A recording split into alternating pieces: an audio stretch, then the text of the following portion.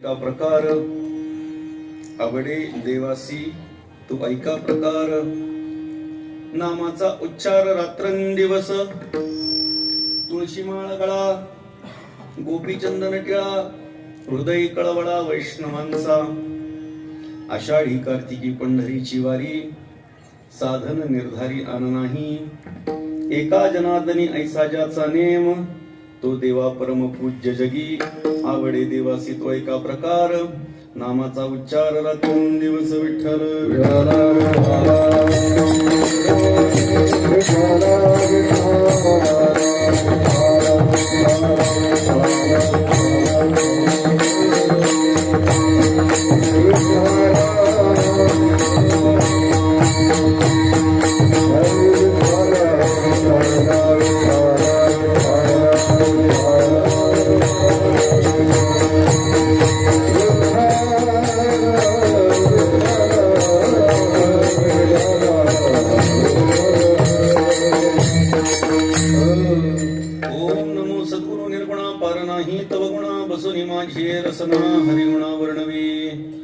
हरिगुण विशाळ पावन वदवी तू कृपा करून मी मूढमती दीन म्हणून कीव भाकितसे तुमचा प्रसाद जाहलिया पूर्ण हरिगुण वर्णिन मी जाण एका वंदितसे चरण सद्गुरूंचे आदरे स्वय भानु जो भानु आराध्येला तयाचे कुळी दीपकू दिव्य झाला हरी भक्ती लागोनी तारी समस्ता नमस्कार माझा सद्गुरु एकनाथा शरण शरण एकनाथ शरण शरण एकनाथ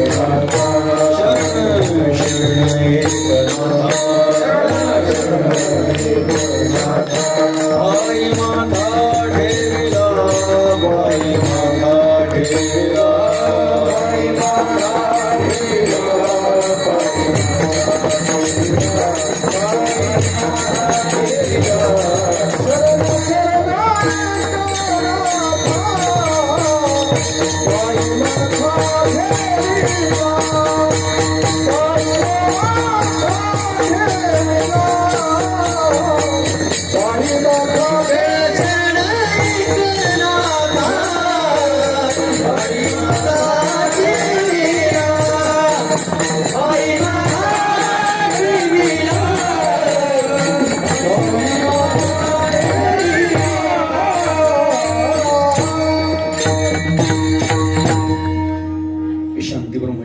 एकनाथ महाराजांचा अभंग सेवेकरता निवडलेला आहे आपल्या माळाळी चाकणमध्ये. गेल्या 15 वर्षांपासून अखंड हरिनाम सप्ताह सुरू आहे. 15वे हे वर्ष आहे आणि भगवान गणेश जयंतीच्या निमित्तानं हा सुंदर देखणा असा कार्यक्रम आपल्या सर्वांच्या उपस्थितीमध्ये या ठिकाणी साजरा होत आहे. एकनाथ महाराजांचा अभंग सेवेकरता निवडलेला आहे. भगवंताला काय आवडतं याचा विचार आपण या अभंगामध्ये पाहणार आहोत. या कार्यक्रमाच्यासाठी आमच्या भगिनी हरिभक्तीपरायण श्री ज्योतिताई गरुड यांनी या कार्यक्रमासाठी मला आमंत्रित केलं. ग्रामस्थांच्या वतीनं, आयोजकांच्या वतीनं आणि आमचे ठाणेकर दादा आणि अमृत नाना यांच्या मार्गदर्शनाने सर्वांच्या उपस्थितीमध्ये आमचे अशोक महाराज, आमचे परमेश्वर महाराज ही सगळी मंडळी आहेत. या सर्वांच्या उपस्थितीमध्ये आपण या कार्यक्रमाचं आस्वादन करत आहात. आजचा कीर्तनाचा हा दुसरा दिवस आहे सप्ताहामधला. खरं म्हणजे या कोरोनाच्या महामारीमुळे सगळी माणसं उदास झालेली आहेत. प्रत्येकाच्या उदासीचं कारण भिन्न आहे, स्वतंत्र आहे.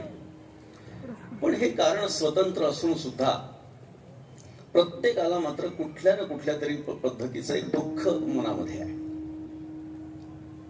कारण त्याचं स्वतंत्र असेल परंतु काही ना काहीतरी दुःख, त्रास, कष्ट या 2 वर्षामध्ये सहन करावे लागलेले आहेत.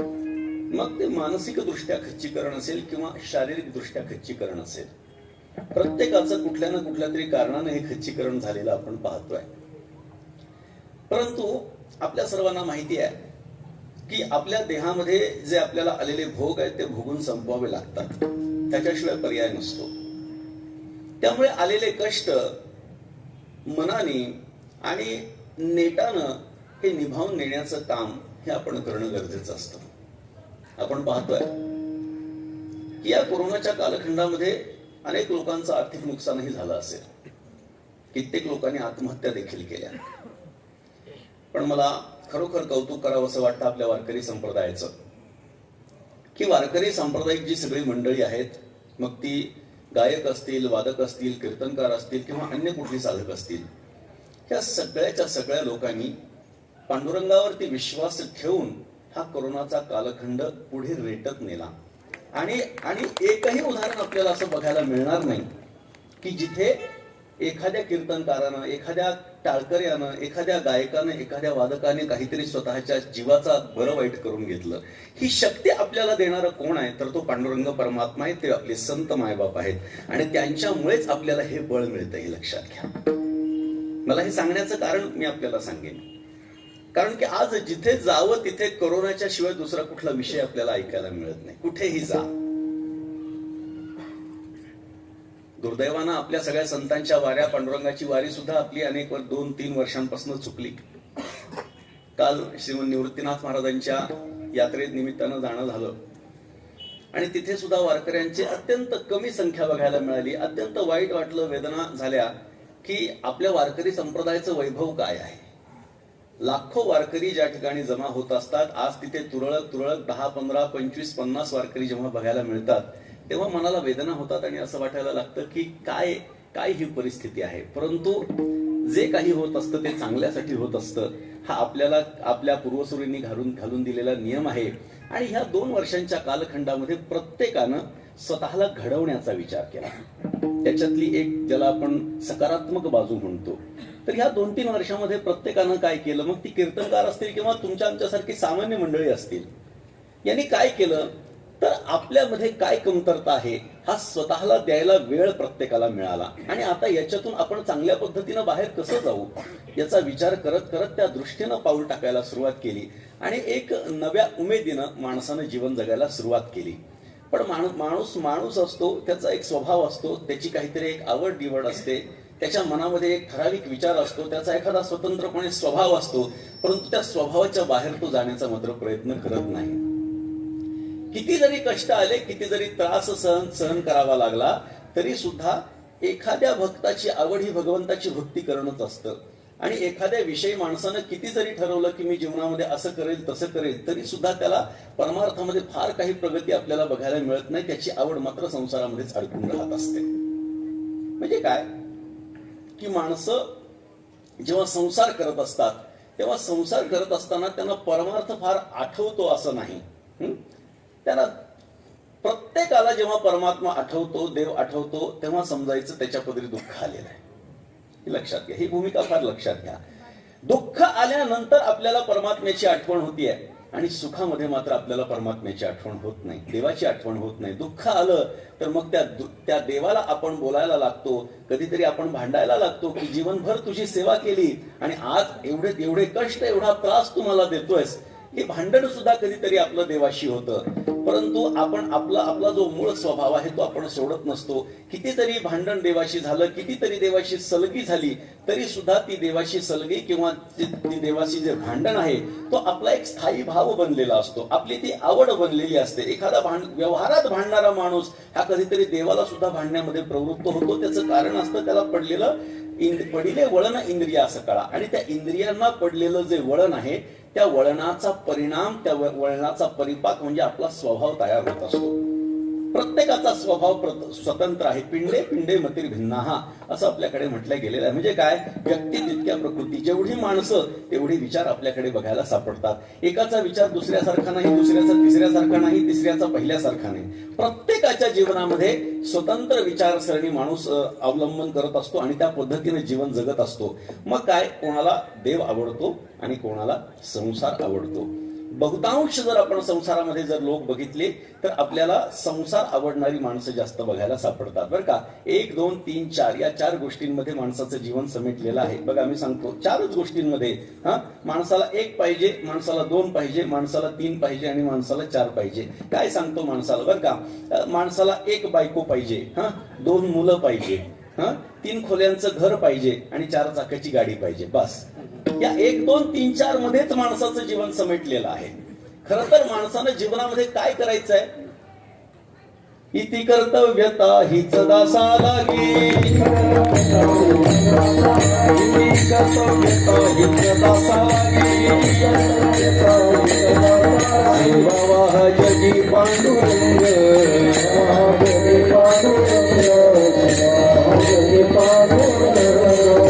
थोडासा माझा आवाज बसलाय कारण ब्रह्मगिरीची प्रदक्षिणामध्ये अभंग म्हणत म्हणत भजन करत करत जावं लागतं. परिस्थिती थोडीशी थंडीचं वातावरण आहे, त्यामुळे माझा थोडासा आवाज बसलेला आहे. आपण समजून घ्याल अशी अपेक्षा करतो आणि सांभाळून घ्याल अशी पण अपेक्षा करतो. इथे कर्तव्यता नाथ महाराज सांगतात, हीच दासा लागी सेवावा हा जगी पांडुरंग. दासानं काय करायचं, भक्तानं काय करायचं, तर फक्त पांडुरंगाची उपासना करायची, बाकी कुठल्याही नादाला लागायचं नाही. पण माणूस काय करतो, संसारामध्ये अडकून राहतो. पण संसार करायचा नाही का, संसार केल्याशिवाय पर्यायच नसतो बरं का. मग तुम्ही म्हणाल संसार म्हणजे काय, आता नवरा बायको येतात, नवीन लग्न झालेले असतात, माणसं आशीर्वाद देतात आणि ते म्हणतात वा वा वा आता संसाराला लागला बरं का, म्हणजे इतके दिवस परमार्थात होता बरं का. नाही नाही, असं नाही. अरे संसाराला लागला म्हणजे काय, जन्माला आला म्हणजे संसाराला लागला, जन्माला आला म्हणजे तो संसाराला लागला. इतके दिवस तो काही परमार्थ करत होता असं नाही, तो संसारामध्येच होता, परंतु आता आणखी संसाराच्या बंधनामध्ये तो आता अडकलेला आहे. मग आता काय करायचं, संसाराच्या बंधनामध्ये स्वतःला अडकून ठेवायचं का पद्मपत्राप्रमाणे पाण्यामध्ये राहून अलिप्त राहायचं, हा ज्याचा त्याचा प्रश्न आहे. बरं, मग संसारामध्ये अलिप्त राहायचं याचा अर्थ संसार करायचा नाही असं का, नाही नाही, संसार करायचा पण संसाराच्या बंधनात अडकायचं नाही. नाथ महाराज सांगतात ना, तुटती भवाची बंधने, भवाची बंधनं तुटली पाहिजेत, भव तुटला नाही पाहिजे.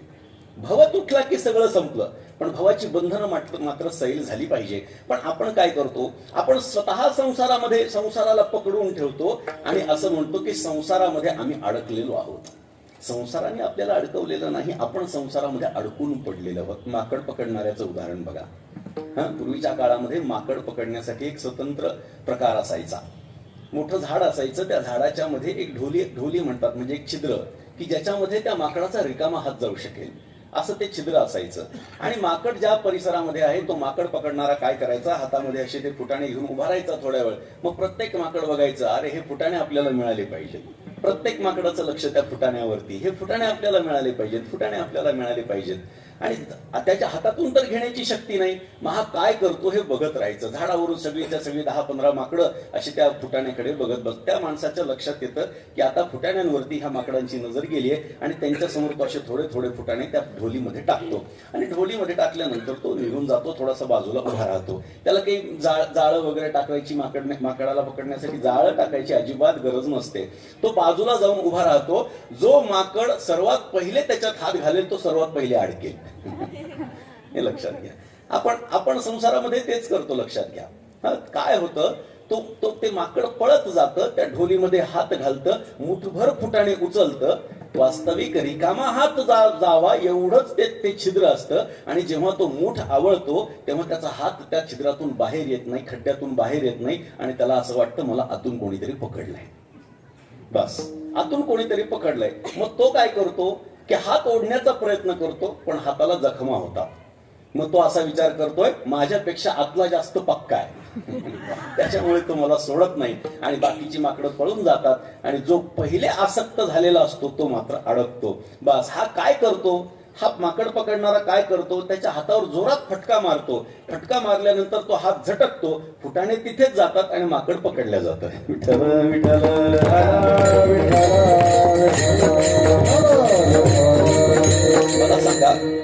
मला सांगा त्या माकडाला स्वतंत्र होणं अवघड आहे का काही?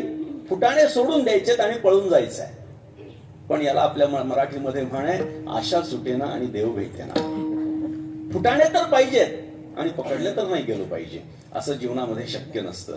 त्यामुळे संसार करत असताना संसारामध्ये राहणं काही चुकीचं नाही. आपले सगळे संत हे सांसारिक संत होते. बहुतांश जर का ज्ञानोबारायाचे संत जर सोडले, निवृत्ती, ज्ञानदेव, सोपान, मुक्ताबाई हे 4 जण जर सोडली, तर जवळपास सगळेच्या सगळे संत हे सांसारिक होते. लक्षात घ्या, प्रत्येकाने संसार केला.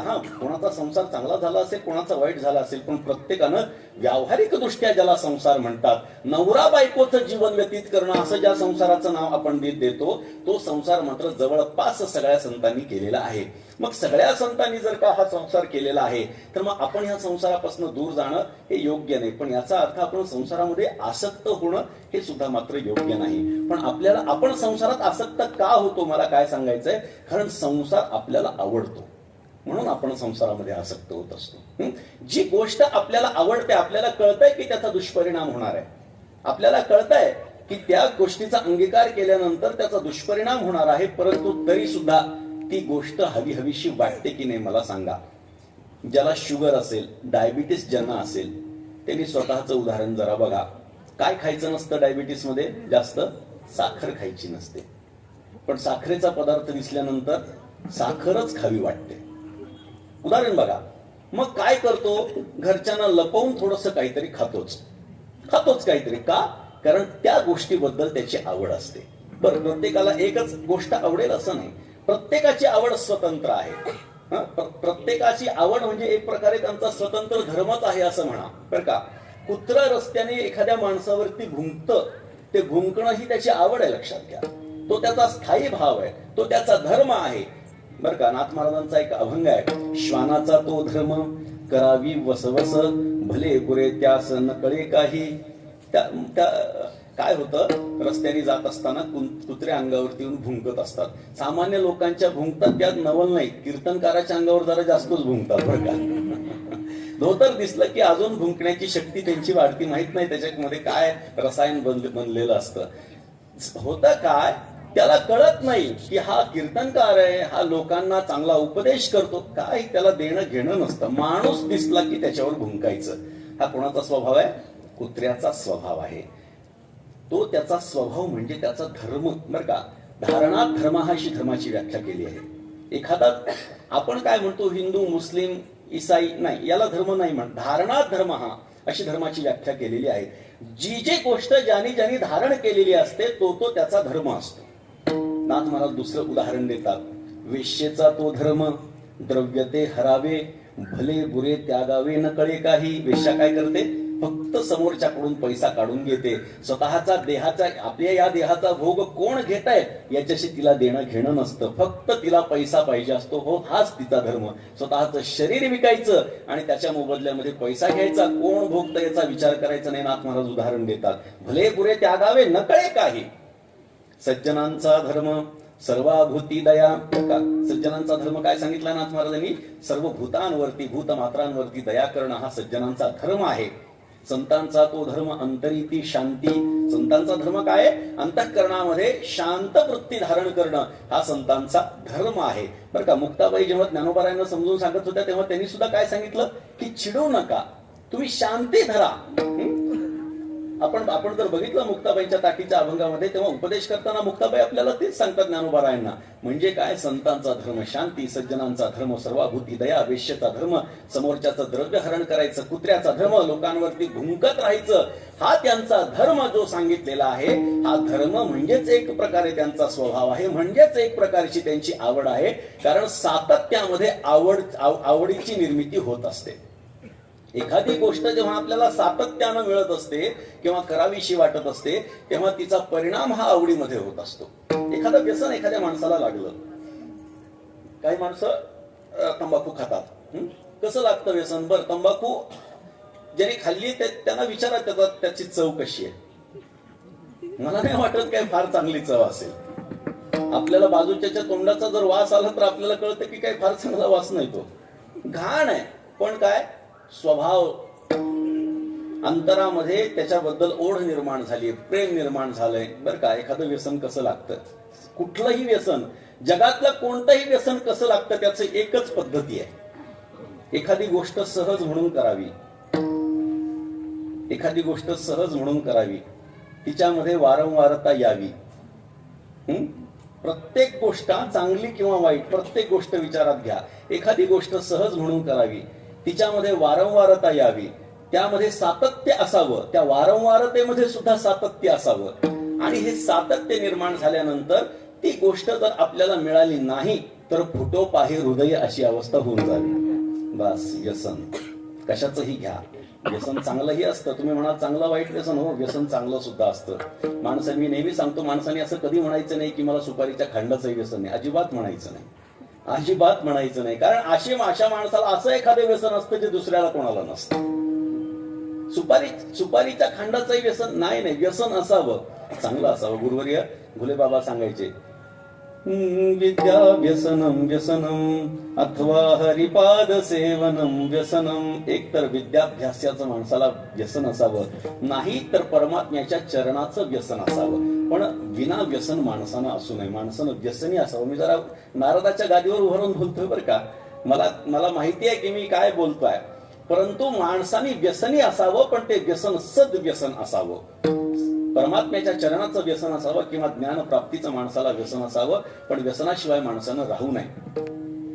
व्यसन आपण बघा, मी आता व्याख्या जी आपल्याला सांगितली, कोणतीही गोष्ट व्यसनामध्ये परिवर्तित त्यामुळेच होत असते. म्हणजे सर्वात पहिले कोणत्याही गोष्टीची सर्वात पहिले सुरुवात असते ती आवडीची. एकदा आवड निर्माण झाली की मग त्यामध्ये सातत्य यावं असं आपल्याला वाटत असतं. मग आता आपण बघितलं, आपण सामान्यांचा तुमचा आमचा विचार बघितला की तुम्हाला आम्हाला संसार आवडतो. प्रत्येकाची आवड स्वतंत्र आहे. आपण बघितलं, ज्ञानोबा फार सुंदर उदाहरण देतात.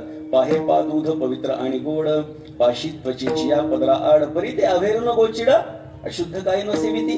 ज्ञानोबराय सांगतात, त्या गायीच्या स्तनांना एक स्तनांवरती गोचिड बसलेलं असतं. ज्ञानोबराय फार सुंदर उदाहरण देतात. ज्ञानोबरायांना ही कल्पकता कशी एवढ्या कमी वयामध्ये आली असेल याचा विचार करून फार कौतुक वाटतं. आणि अगदी बस हात जोडायचे, याच्याशिवाय ज्ञानोबरायांबद्दल आपल्याला काही बोलता येत नाही आणि बोलता येणंही शक्य नाही. एवढी मती अत्युत्पन्न अति उच्च पद्धतीची अशी मती ही ज्ञानोबरायांना लागली. कुठे ही उदाहरणं बघितली असतील, कधीतरी त्यांचं लक्ष त्याच्याकडे गेलं असेल. ज्ञानोबराय सांगतात, पाहे पा दूध पवित्र आणि गोड, गायीच्या स्तनांवरती गोचिड बसलेलं असतं. ज्ञानोबराय सांगतात, काय असतं त्या गोचिडाच्या आणि त्या दुधाच्या मध्ये फक्त एक पडदा असतो म्हणे. आपल्याला आपण ज्याला त्वचा म्हणतो त्या ती त्वचा असते आणि त्या त्वचेच्या पलीकडे दूध असतं. पाहे पा दूध पवित्र आणि गोड, पाशी त्वचेची या पदरा आड, परी ते अभेरो न गोचिड. पण गोचिड काय करतं, ते दूध अभेरतं आणि अशुद्ध काय न सेविते. ज्ञानोबराय विचारतात, ते रक्त पित नाही का? ते रक्तच पितं. कारण दूध जरी महत्वाचं असलं, चांगलं असलं, तरी त्याला त्याचं ज्ञान नसतं की हे दूध किती महत्वाचं. त्याची आवड कशामध्ये आहे? त्याची आवड फक्त रक्त पिण्यामध्ये आहे. म्हणजे काय, त्या आवडीच्या बाबतीमध्ये अजून कमलकंदा आणि दरदुरी, नांदणूक एकेची घरी, पराग सेविजे भ्रमरीय रा चिखलची उरे. ज्ञानोबराय सांगतात की कमळ आणि बेडूक हे एकाच चिखलामध्ये असतं. कमळ आणि बेडूक आणि तो भ्रमर सुद्धा त्याच परिसरामध्ये फिरत असतो. आता काय होतं, तो भ्रमर काय करतो, ज्ञानोबराय सांगतात, त्या कमळाच्या गाभ्यामध्ये बसतो आणि परागाचं सेवन करतो. चिखलामध्ये उगवलेलं कमळ आहे, चिखलामध्येच तो बेडूक आहे. आणि बाहेरून येणारा भ्रमर काय करतो, त्याच्यामध्ये जातो, पराग सेवन करतो आणि निघून जातो. आणि हे बेडूक काय करतं, फक्त चिखलच तुडवीत बसतं आणि चिखलच खात बसतं. वास्तविक बघता कमळाला खाण्याची त्याची शक्ती आहे. कमळाला, पराग तर दूरची गोष्ट आहे, अरे कमळ खाल्लं तर पराग आपोआप खाल्लं जाणार आहे. पण त्या बेडकाला आवडतं काय, येरा चिखलूची उरे. ज्ञानोबराय सांगतात, त्याच्या पदरी फक्त चिखल येत असतो. का?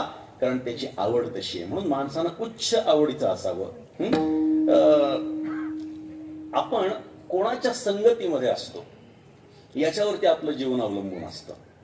आपण मोठ्या माणसांच्या संगती जर मध्ये आपण राहिलं तर आपल्याला लोक मोठं समजतात. मी जरा व्यवहारातली गोष्ट आपल्याला सांगतो.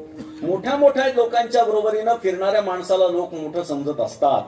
व्यवहारामध्ये असं उदाहरण सांगितलं जातं गमतीनं, अहो मोठ्यांच्या श्रीमंताच्या कुत्र्याला सुद्धा हाड म्हणता येत नाही, अहो हाडा म्हणावं लागतं म्हणे. म्हणजे काय की मोठ्या बळीयाचे अंकित आम्ही झालो बळीवंत. बळीयाचा अंगसंग झाला आता नाही भय चिंता तुका म्हणे. तुकोबाराय सांगतात, एकदा मोठ्या माणसाचा संघ आपला झाला, त्याच्याशी आपला चांगला संबंध आला तर पुढची सगळी काळजी ही त्या परमात्म्याला असते. पण आपण मोठं कोणाला समजतो याच्यावरती ती अवस्था अवलंबून आहे. विठ्ठल विठ्ठल.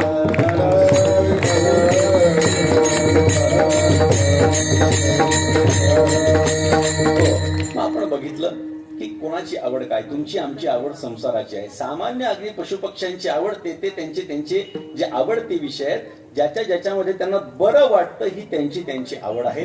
संतांच्या आवडीचा विचार करा. संतांची आवड काय आहे हो? आवडे देवासी, आवडे देवासी, आवडे देवासी तो एका प्रकार, आवडे देवासी, आवडे देवासी, आवडे देवासी तो एका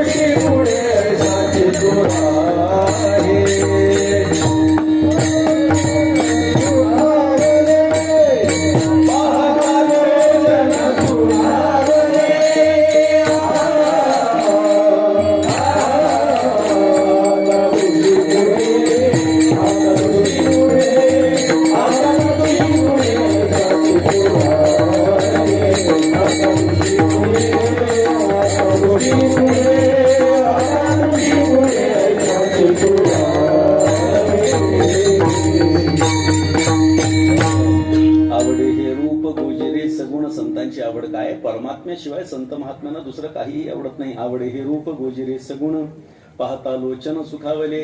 देवाच्या शिवाय दुसरी कोणतीही आवड नाही. मग ते देवाचं नाव असेल किंवा त्या देवाच्या रूपाचं दर्शन असेल, याच्या व्यतिरिक्त संत महात्म्यांना काहीही आवडत नसतं. तुम्हाला आम्हाला संसार आवडतो, त्या त्या विषयामध्ये आसक्त असणाऱ्या त्या त्या प्राण्यांना ती ती गोष्ट आवडते. पण संतांना जर आपण विचारलं तर देवाशिवाय काही आवडत नाही. बोलायचं असेल ते पण देवाबद्दलच बोलायचं, जायचं असेल तरी देवाकडेच जायचं, ऐकायचं असेल तर देवाच्या बद्दलच ऐकायचं. कोणतीही क्रिया जीवनामध्ये करायची असेल तर ती देवाच्या शिवाय दुसरी करायची नाही. कारण त्यांना माहिती आहे, दिली इंद्रिये हात पाय कान डोळे मुख बोलाया वचन, जेणे तू जोडसी नारायण नासे जीवपण भवरोग. प्रत्येक इंद्रियांचा वापर हा परमात्म्यासाठीच आपण केला पाहिजे.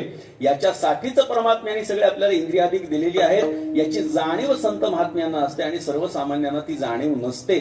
म्हणून काय होतं की माणसं अडकून पडतात. बरं का, नाथ महाराज एकदा पांडुरंगाच्या दर्शनाला गेले. पंढरपूरला पांडुरंगाच्या दर्शनाला एकदा गेले म्हणजे नेहमी जात होते, वारीला जातच होते. पण एकदा अचानक जाणं झालं आणि अचानक वारी नसताना जाणं झालं.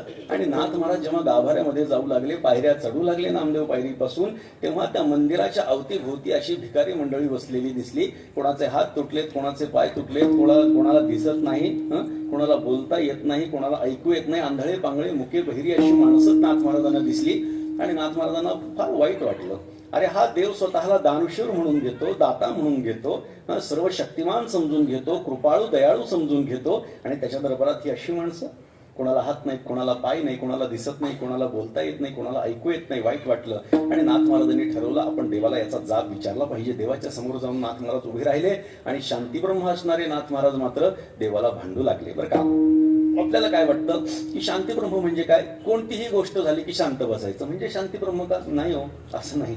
नाथ महाराजांनी आपल्याला आश्चर्य वाटेल, एकनाथ महाराजांनाच शांतीब्रह्म म्हणतो आपण. शांतीब्रह्म एकनाथ महाराज जेव्हा म्हणतो तेव्हा आपली अपेक्षा अशी असते की काही जरी झालं तरी शांत बसावं, असं नाहीये. अहो, ज्यावेळी परकीय लोकांनी आक्रमण केलं तेव्हा एकनाथ महाराजांनी हातामध्ये तलवार सुद्धा घेतलेली आहे. आणि फक्त तलवार घेतली असं नाही, तर परकीयांना त्यांनी लढवून हरवून वापस देखील पाठवलेलं आहे. एवढी शक्ती ती बाळगलेले नाथ महाराज होते. पण नाथ काय झालं, आतमध्ये गेल्यानंतर देवाला आपण जाब विचारावा असं नाथ महाराजांनी ठरवलं आणि पांडुरंगाच्या समोर जाऊन उभे राहिले आणि तावातावानं बोलू लागले. तावातावानं बोलू लागले. देव आणि संत यांची भांडणं आपण नेहमी पाहत असतो बरं का. देव आणि संतांची भांडणं ही नेहमी आपण पाहतो. जनाबाई तर आपण आपल्या याच्यासाठी तर प्रसिद्ध आहे. अरे अरे विठ्या मूळ मायेच्या करट्या तुझी रांड रडकी झाली, इथपर्यंत भाषा काही माणसं ही क्षेपक अभंग म्हणतात असेल सुद्धा. पण काय की देवाला बोलत असत. धुंद झाला तुझा दरबार हा अभंग पूर्ण बघा म्हणजे आपल्याला कळेल की जनाबाईंच्या मनामध्ये देवाबद्दल काय आहे किंवा त्या देवाशी कशा पद्धतीचं भांडण करतात. पण काय होतं की माणसं फक्त मोठ्या माणसांचं आचरण करतात. लोक म्हणतात जनाबाई भांडल्या, आम्ही सुद्धा भांडतो. जनाबाईंनी देवाला शिव्या दिल्या, आम्ही पण देवाला शिव्या देतो. नाही नाही, जनाबाईंचा अधिकार हा सर्वसामान्य स्त्रियांसारखा अधिकार नाही बघा. जनाबाई ह्या श्रेष्ठ अशा संत होत्या. नामदेवरायांच्या जरी त्या शिष्य असतील तरी सुद्धा त्यांनी स्वतःच्या आचरणानं देवाचा अनुग्रह प्राप्त करून घेतलेला होता, देवाचा विश्वास संपादन करून घेतलेला होता आणि त्यामुळे त्यांना ही मोठी अवस्था प्राप्त झालेली होती. त्यामुळे त्या शिव्या देतात म्हणून आम्ही देवाला शिव्या देणार असं मात्र करता कामा नये बरं का. उदाहरण देतो म्हणजे आपल्याला कळेल. कबीरजी काशी विश्वेश्वरामध्ये राहत असत. कबीरदासजी आपण ज्याला म्हणतो, त्यांनी असा विचार केला की जनाबाई खूप मोठं नाव आपण ऐकलंय आणि त्यांच्या दर्शनासाठी आपण जाऊयात असं त्यांनी विचार केला आणि जनाबाईंच्या दर्शनाला पंढरपूरला ते आले. काशी विश्वेश्वराहून वाराणसीहून जनाबाईंच्या दर्शनासाठी कबीरदासजी पंढरपुरामध्ये आले आणि पंढरपुरामध्ये प्रवेश केल्यानंतर गावाच्या जवळ जेव्हा गेले तेव्हा दोन स्त्रिया अगदी कडाक्याचं भांडण करत होत्या. अगदी नळावर जशी भांडणं होतात तशा पद्धतीची भांडणं त्या दोन स्त्रियांची चालू होती आणि त्या भांडणाचा विषय होता शेणाच्या गोवऱ्या. शेणाच्या गोवऱ्या ज्या शेणापासून बनतात त्याचा अग्नी प्रज्वलित करून काही माणसं स्वयंपाक देखील घरामध्ये केला जातो ज्यांच्या मार्फत. तर त्या गोवऱ्यावरून भांडण सुरू झाली. सगळी माणसं जमा झाली. आपल्याकडे पद्धत आहे, भांडण सुरू झालं की ते सोडवण्यापेक्षा कशा पद्धतीने ते रंगलं हे बघण्यामध्ये जास्त इंटरेस्ट. बरं, त्यावेळी काही मोबाईल नव्हते, नाही तर शूटिंगही काढत बसले असते लोक. नाही तर लोकांना वाचवण्यापेक्षा शूटिंग काढण्यात जास्त मजा वाटते. झालं, तिकडे लोक जमा झाले. कबीरजी पण बघू लागले काय झालंय, कोणाला कोणी मारलंय का म्हणून वाकून बघितलं पण दोन स्त्रियांची भांडणं लागलेली दिसली. ते म्हणले अशा भानगडीमध्ये आपण पडायचं नसतं, आपल्याला जनाबाईंचं दर्शन घ्यायला जायचं. इतक्या लांबून आपण कशाला आलोय जनाबाईंचं दर्शन घेण्यासाठी. अशा बायकांच्या काय नादी लागायचं म्हणजे कशावरून भांडतायत तर शेणाच्या गोवऱ्यावरून. त्यांनी तिथल्याच गर्दीतल्या माणसाला विचारलं, म्हणे का हो बाबा जनाबाईंचं दर्शन घेण्यासाठी काशीवरून आलोय म्हटली मी.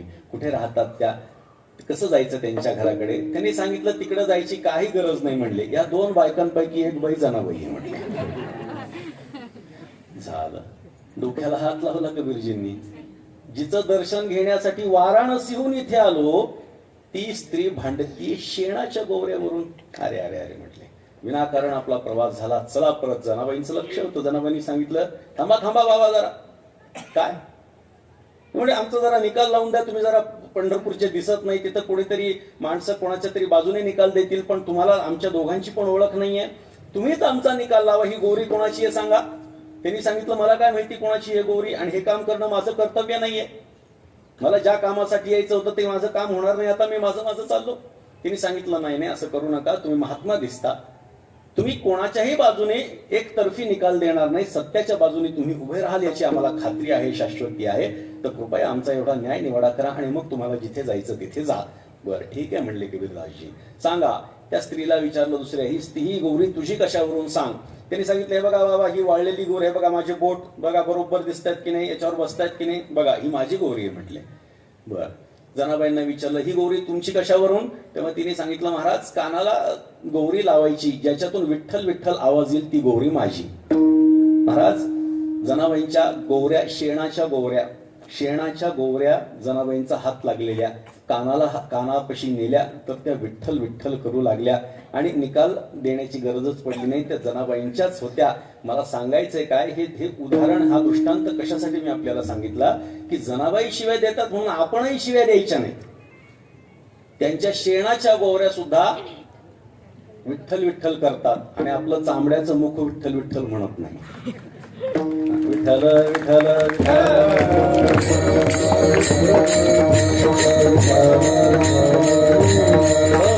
नाथ महाराज गेले, देवाला भांडू लागले. देवा स्वतःला एवढा मोठा समजतोस, दयावान समजतोस, आणि तुझ्या दरबारात ही अशी माणसं?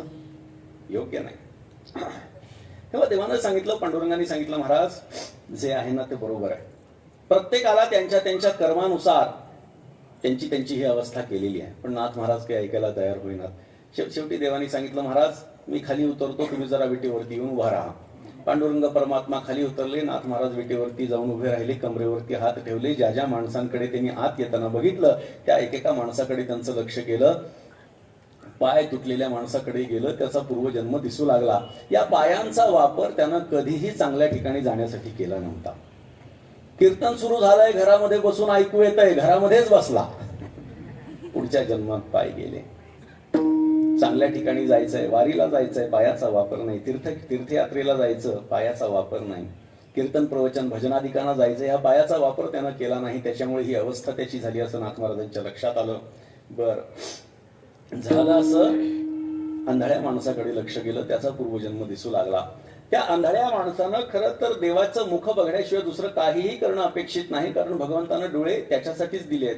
डोळे तुम्ही घ्या रे सुख, पहा विठोबाचे मुख. विठोबाचं मुख बघण्याकरता आपल्याला परमात्म्यानं डोळे दिलेत. या डोळ्यांचा वापर त्यानं कायम वाईट गोष्टी बघण्याकरता केला, म्हणून त्याची ही अवस्था झाली असं लक्षात आलं. नाथ महाराजांच्या मुक्या माणसाकडे लक्ष गेलं, त्याचाही पूर्वजन्म दिसू लागला. मुका झालो वाचा गेली, कोतो पंडित महाज्ञानी, दशग्रंथ षडशास्त्र पुराणी, चारी वेद मुखोद्गतवाणी, गर्वामध्ये झाली सर्व हानी.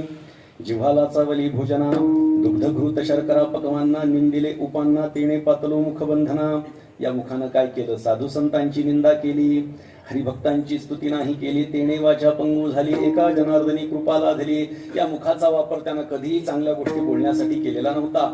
अगदी एका वाक्याच्या वर का काही माणसं अशी पण बघितलेली आहेत की शिव्यांच्या संपुटामध्ये त्यांचं वाक्य असतं.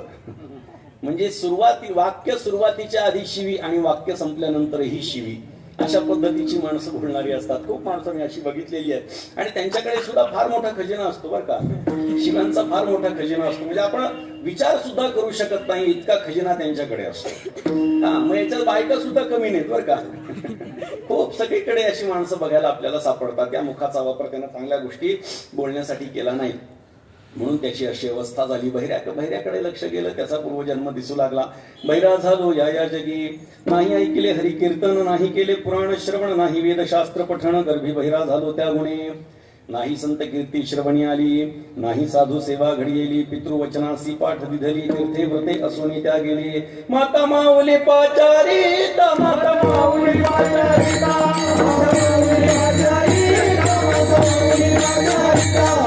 नाही दिला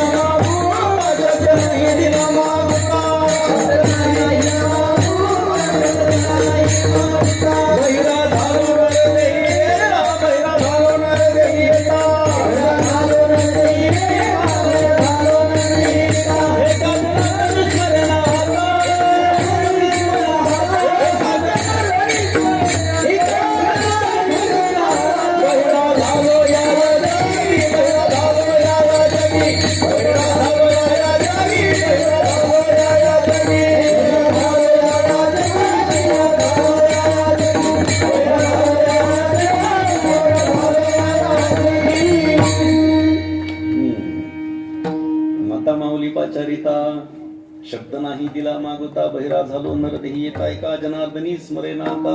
बाळू इकडे ये, बाळू इकडे ये, बाळू ना ऐकायचं ऐकलं नाही. पुढचा जन्म बहिऱ्याचा प्राप्त झाला. हात तुटलेल्या माणसाकडे लक्ष गेलं, त्याचा पूर्वजन्म दिसू लागला. या हातानं काय करणं अपेक्षित आहे? दान धर्म करणं अपेक्षित आहे. मागच्या जन्मात त्यांनी या हातांचा वापर दान धर्म करण्यासाठी केला नाही. या हातांचा वापर देवाचं पूजन करण्यासाठी केला नाही. या हातांचा वापर कोणाला मदत करण्यासाठी केला नाही. आणि कीर्तनामध्ये विठ्ठल विठ्ठल भजन करा असं कीर्तनकारांनी सांगून तर टाळी वाजवण्यासाठी अजिबात केला नाही. विठ्ठल विठ्ठल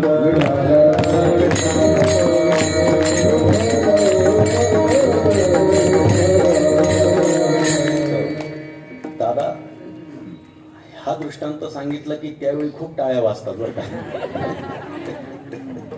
काय होतं, लोकांना असं वाटतं चला पुढचा जन्म आपल्याला उगे हात तुटलेला नको मिळायला, निदान तेवढ्या पुरतं तरी लोक विचार करतात. ठीक आहे, काय हरकत नाही, निदान एवढ्या कीर्तनापर्यंत तरी तो विचार डोक्यामध्ये ठेवा म्हणजे झालं. नाथ महाराज विटेवरून खाली उतरले. देवाला सांगितलं जागेवर उभा राहा. देव उभा राहायला, साष्टांग दंडवत घातलं. तुझं बरोबर आहे, माझं चुकलं. तेव्हा म्हणू लागला, आतापर्यंत तुम्ही म्हणालात की तू चूक केलीस, आणि आता तुम्ही म्हणता बरोबर आहे. कसं काय एवढं मत परिवर्तन झालं? त्यांनी सांगितलं, महाराज देवा, अरे तू खरोखरच दानशूर आहेस, खरोखरच उदार आहेस. उदारांचा राणा तुला उगत आम्ही म्हणत नाही, खरोखर आहे. आम्ही म्हणतो ते खरं होतं.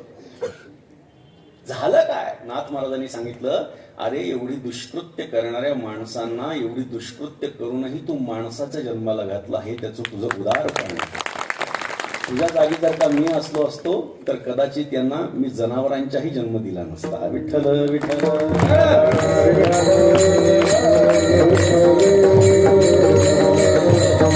मला सांगा, मी जी माणसं सांगितली त्यांचा पूर्वजन्म दिसला, ती त्या त्या कृत्यामध्ये का आपल्याला करत असताना दिसली? कारण ती त्यांची आवड होती.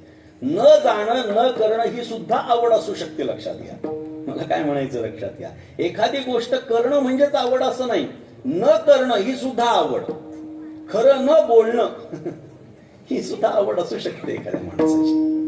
बर, तुम्हाला आम्हाला काय आवडतं बघितलं, प्राणी पशु पक्ष्यांना काय आवडतं आपण बघितलं, संतांना काय आवडतं आपण बघितलं. आपल्याला बघायचं नेमकं देवाला काय आवडतं. एकनाथ महाराज देवाला काय आवडतं आपल्याला सांगतात. माझे 2 प्रश्न आहेत की एकनाथ महाराजांना हे कसं माहिती की देवाला काय आवडतं. माझा पहिला प्रश्न, एकनाथ महाराजांना कसं माहिती देवाला काय आवडू शकतं काय नाही, हे नाथ महाराजांना कसं माहिती. बरं, आणि दुसरं माझं म्हणणं असं आहे की देवाला अमुक एक गोष्ट आवडते हे त्यांनी तुम्हाला आम्हाला सांगण्याचं काय कारण. देवाला काय आवडतं हे का नाथ महाराजांनी सांगावं आणि ते आपल्याला का सांगावं, असे 2 माझे प्रश्न आहेत. एकेकाचा आपण थोडक्यामध्ये विचार करू. नाथ महाराजांनी देवाची आवड आपल्याला सांगितली. पहिला माझा प्रश्न, एकनाथ महाराजांना कसं कळालं की देवाला काय आवडतं. त्याची 2 उत्तरं माझ्याकडे आहेत. एकतर एकनाथ महाराज हे स्वतः भक्त होते आणि देवाला काय आवडतं हे भक्ताशिवाय कोणीही सांगू शकत नाही, आणि भक्ताला काय आवडतं हे देवाशिवाय दुसरं कोणी सांगू शकत नाही. नाथ महाराजांचं सुप्रसिद्ध उदाहरण आहे, संतांचा महिमा देवची जाणे, संतांचा महिमा देवची जाणे, संतांचा महिमा देवची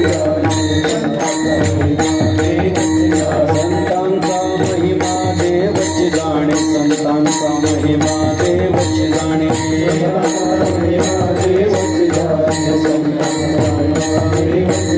देवाची आवड संतांची पुसणे, देवाची आवड संतांची पुसणे, ऐशी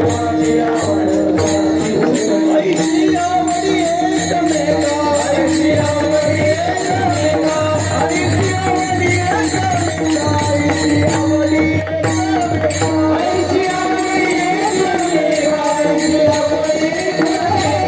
ऐशी आवडी एकमेका, ऐशी आवडी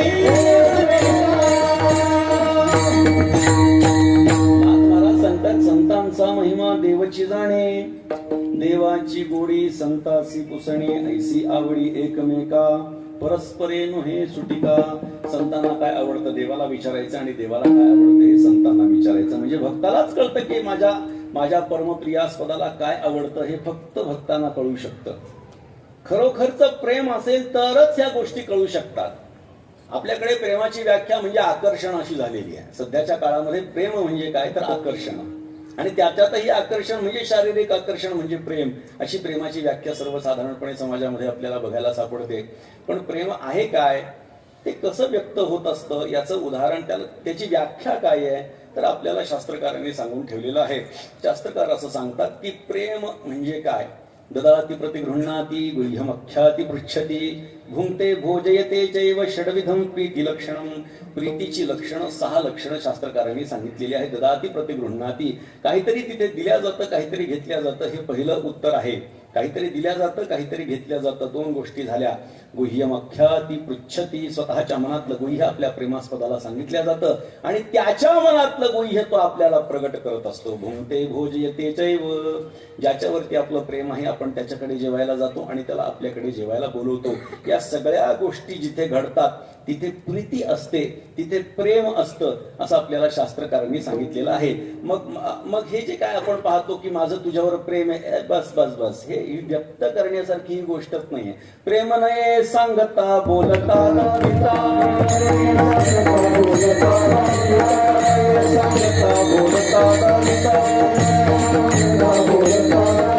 अनुभव चित्ता चित्त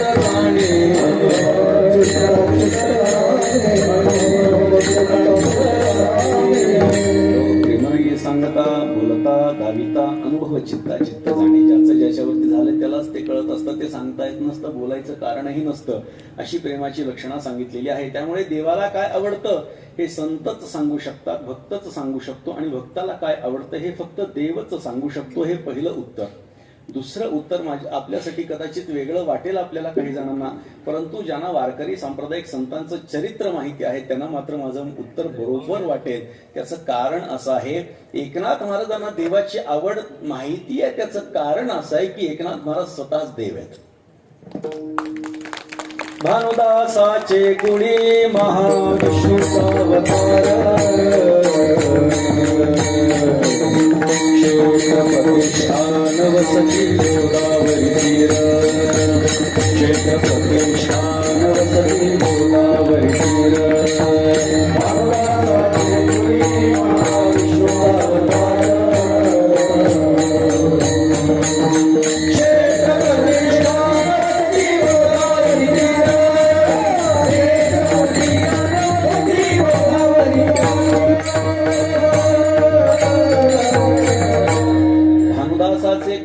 महाविष्णूचा अवतार. एकनाथ महाराज म्हणजे संत भानुदास महाराजांच्या कुळामध्ये अवतीर्ण झालेले महाविष्णूचे अवतार आहेत. भानुदासाचे कुळे म्हणण्याचं कारण असं आहे की भानुदास महाराजांची जी कुळवल्ली आहे ती सर्वश्रेष्ठ आहे असं एकनाथ महाराजांनी त्यांच्या भागवतामध्ये लिहून ठेवलेलं आहे. निजात्म मंडपा वेली गेली असं म्हटलंय. ही जी वंशवल्ली आहे नाथ महाराज सांगता, ही निजात्म मंडपापर्यंत गेलेली भानुदास महाराजांची. काय कारण आहे? कारण आज पंढरपुरामध्ये आपण पांडुरंगाचं दर्शन घेतो, त्याच्या पाठीमागे एकच संत आहेत आणि ते म्हणजे संत भानुदास महाराज. काही मंडळींना असं वाटेल की आम्ही तर असं ऐकलं होतं, पुंडलिकाची भेटी परब्रह्म आले का, पुंडलिकाच्या साठी आला तो, आणि महाराज म्हणतात भानुदास महाराजांमुळे उभा आहे. बरोबर आहे, दोन्हीही उत्तर बरोबर आहेत. पुंडलिकाच्या साठी आला आणि भानुदास महाराजांच्या मुळे तो स्थिर झाला असं आपल्याला म्हणता येईल. 28 युगांच्या पूर्वी तो पांडुरंग परमात्मा पुंडलिकाच्या भावार्थासाठी गोकुळाहून येता झाला. परंतु विजयनगरच्या साम्राज्याच्या राजानं त्या पांडुरंगाला, पंढरपुरातल्या पांडुरंगाला आषाढी एकादशीला नेलं आणि पुढच्या कार्तिकी एकादशी पर्यंत एकनाथ महाराजांचे पणजोबा संत भानुदास महाराजांनी कर्नाटकात हंपीला नेलेली पांडुरंगाची मूर्ती पुन्हा पंढरपुरामध्ये आणली, आणि म्हणून आज आपल्याला पंढरपुरामध्ये पांडुरंगाचं दर्शन. हा इतिहास आहे, ही भाकड कथा नाहीये ताई. आपल्याला माहिती आहे, तुम्ही तर मराठवाड्यातल्या आहात. आपल्या ही भाकड कथा नाहीये अशोक महाराज. याच्या पाठीमागे इतिहास आहे, याच्या पाठीमागे भले मोठे कागदपत्र आहेत, लिखित स्वरूपामध्ये हा इतिहास आहे. हा बऱ्यापैकी झाकण्यात आला, परंतु अभ्यासकांनी, आणि शेवटी जी गोष्ट ज्यावेळी प्रकट व्हायची असते ती होत असते आणि जास्त प्रमाणामध्ये पोचायची ती पोचल्याच जात असते. भानुदास महाराजांच्यामुळे पांडुरंग परमात्म्याचं दर्शन आज आपल्याला पंढरपुरामध्ये होत आहे. मी नेहमी सांगत असतो, एकनाथ महाराजांच्या घराण्याचे खूप मोठे उपकार वारकरी संप्रदायावरती आहेत. आपण ज्या परिसरामध्ये राहतो ज्ञानोबा तुकोबांच्या, त्यापैकी ज्ञानोबाराय हे वारकरी संप्रदायाचा, ज्याला आपण म्हणतो की पाया आहे. ज्ञानदेवे रचिला पाया असं आपण ज्ञानोबारायांचं वर्णन करतो. त्या ज्ञानोबारायांना सुद्धा लोक विसरून गेले होते, पण आज ज्या चौथऱ्यावरती ज्ञानोबारायांचे आपण डोकं टेकवतो त्याच्या पाठीमागे एकनाथ महाराजांचं कार्य लक्षात घ्या. ज्ञानोबारायांना 250 वर्षांमध्ये, ज्ञानोबारायांनी समाधी घेतल्यानंतर 250 वर्षांमध्ये लोक ज्ञानोबारायांना विसरून गेले. लक्षात घ्या. अहो, आपल्या आई बापांना विसरणं कदाचित एक वेळ आपण माफ करू शकतो, पण केले उपकार सांगू काय बापन करी ऐसी माय, अशा ज्या संत महात्म्यांनी आपल्यावरती उपकार केले त्या संतांना सुद्धा आम्ही विसरलो. 250 वर्षांच्या कालखंडामध्ये आळंदीमध्ये ज्ञानोबारायांची समाधी म्हणजे एक प्रकारे जंगल झालं. कोणी तिथे दर्शनाला नाही, कोणी तिथे पूजेला नाही. मोठा प्रसंग आहे, आपल्याला प्रसंग सांगून वेळ घेणार नाही. आपण मूळ चरित्र नाथ महाराजांचं वाचा. नाथ महाराजांनी ज्ञानोबारायांच्या समाधीचा शोध लावला आणि जिथे आपण ज्या चौथऱ्यावरती ज्ञानोबारांच्या डोकं टेकवतो तो चौथरा एकनाथ महाराजांनी बांधला आणि त्याचा मूळ गाभारा एकनाथ महाराजांनी बांधून काढला आणि ज्ञानोबारांच्या समाधीच्या पूजनासाठी स्वतःच्या शिष्यांना तिथे थांबवलं कायमचं. पूजेची पद्धती घालून दिली. परमेश्वर महाराज आमच्या पैठणला ज्या आरत्या होतात त्याच आरत्या ज्ञानोबारांच्या मंडपामध्ये झांजेवरती होतात. नाथ महाराजांच्या मंदिरात ज्या 3 आरत्या होतात, व्रत तप तीर्थे सहस्त्रदीपे आणि संत संकादिक, या 3 आरत्या ज्ञानोबारांच्या मंदिरात आजही होतात. ते त्याचं प्रतीक आहे. एवढं मोठं कार्य. आणि एवढंच नाही तर ज्ञानेश्वरी सुद्धा आपल्याला एकनाथ महाराजांनी दाखवली. शुद्ध स्वरूपामध्ये ज्ञानेश्वरी आपल्याला दिली. आपण ज्या ज्ञानेश्वरीचं संगीतमय पारायण करत आहोत, एकनाथ महाराजांची आपल्यावरती कृपा आहे. शुद्ध प्रत ज्ञानेश्वरीची नाथ महाराजांनी तयार केली म्हणून आपण आज ज्ञानेश्वरी वाचू शकतोय. शुद्ध स्वरूपातली ज्ञानेश्वरी वाचू शकतोय. आणि मला हे सांगायचं आहे की अशा प्रकारे एवढं मोठं व्यापक कार्य नाथ महाराजांचं होतं. एक संत म्हणून, एक सामान्य माणूस म्हणून, एक महात्मा म्हणून तर त्यांचं कार्य हे आहेच आहे. पण त्यांच्याकडे फक्त एवढ्याच दृष्टीने न पाहता ते प्रत्यक्ष महाविष्णूचे अवतार आहेत याही दृष्टीने आपण त्यांच्याकडे पाहणं गरजेचं आहे. नाथ महाराजांच्याकडे भगवान परमात्मा 36 वर्ष राबला. द्वारकेची मूर्ती एकनाथा घरी, पाणी वाहे हरी कावडीने, श्रीखंड चंदन उगाळून करी, वस्त्र गंगा त्री धुत असे, सेवेसी तत्पर उभा ठाई ठाई देव पूजे समय तिष्ठत असे, निळा म्हणे देव राबे ज्याचे घरी, दत्त चोपदारी करीत असे. असा अधिकार एकनाथ महाराजांचा. आणि त्यामुळे प्रत्यक्ष महाविष्णूचे अवतार असणारे जे नाथ महाराज आहेत त्यांना महाविष्णूला काय आवडतं हे कळणार नाही का? मला काय आवडतं हे मला कळणार नाही असं म्हणल्यासारखं होईल. मला जर का श्रीखंड आवडत असेल तर मी सांगू शकतो मला श्रीखंड आवडतंय. कोणी जर का सांगू लागलं नाही नाही महाराज तुम्हाला गुलाबजाम आवडतात, सांगणार नाही. मला काय आवडतं हे मी जास्त चांगल्या पद्धतीनं सांगू शकेल ना एखादा माझा बाजूचा माणूस किंवा मला ओळखणारा माणूस. त्यामुळे एकनाथ महाराज आपल्याला देवाची आवड सांगतायत. याची 2 कारणं आपण बघितली. पहिलं कारण म्हणजे नाथ महाराज भक्त आहेत आणि भक्तालाच आपल्या प्रेमास्पद असलेल्या पांडुरंगाला काय आवडतं हे सांगता येऊ शकतं. आणि प्रत्यक्ष नाथ महाराज हे महाविष्णूचे अवतार आहेत, भगवान श्री विठ्ठल आहेत. आणि त्यामुळे त्याला काय आवडतं हे नाथ महाराज आपल्याला सांगू शकतात. मग पुढचा प्रश्न मी आपल्याला सांगितला होता, विचारला होता की नाथ महाराज आपल्याला का सांगतात? देवाला काय आवडतं हे आपल्याला काय सांगतात? तर देवाला काय आवडतं हे त्यांच्या खऱ्या भक्ताला फक्त कळतं. आणि जे स्वतःला भक्त म्हणवून घेतात त्यांना जर का खरं भक्त व्हायचं असेल तर देवाला नक्की काय आवडतं हे जोपर्यंत त्यांना कळत नाही तोपर्यंत ते खऱ्या भक्ताप्रत पोहोचू शकत नाहीत, खऱ्या अवस्थेप्रत पोहोचू शकत नाहीत. आणि त्या खऱ्या अवस्थेप्रत सामान्य भाविकांनी पोचावं याच्यासाठी नाथ महाराजांसारख्या साधूचं मन कळवळतं आणि देवाला काय आवडते ते सांगतात अभंगाच्या.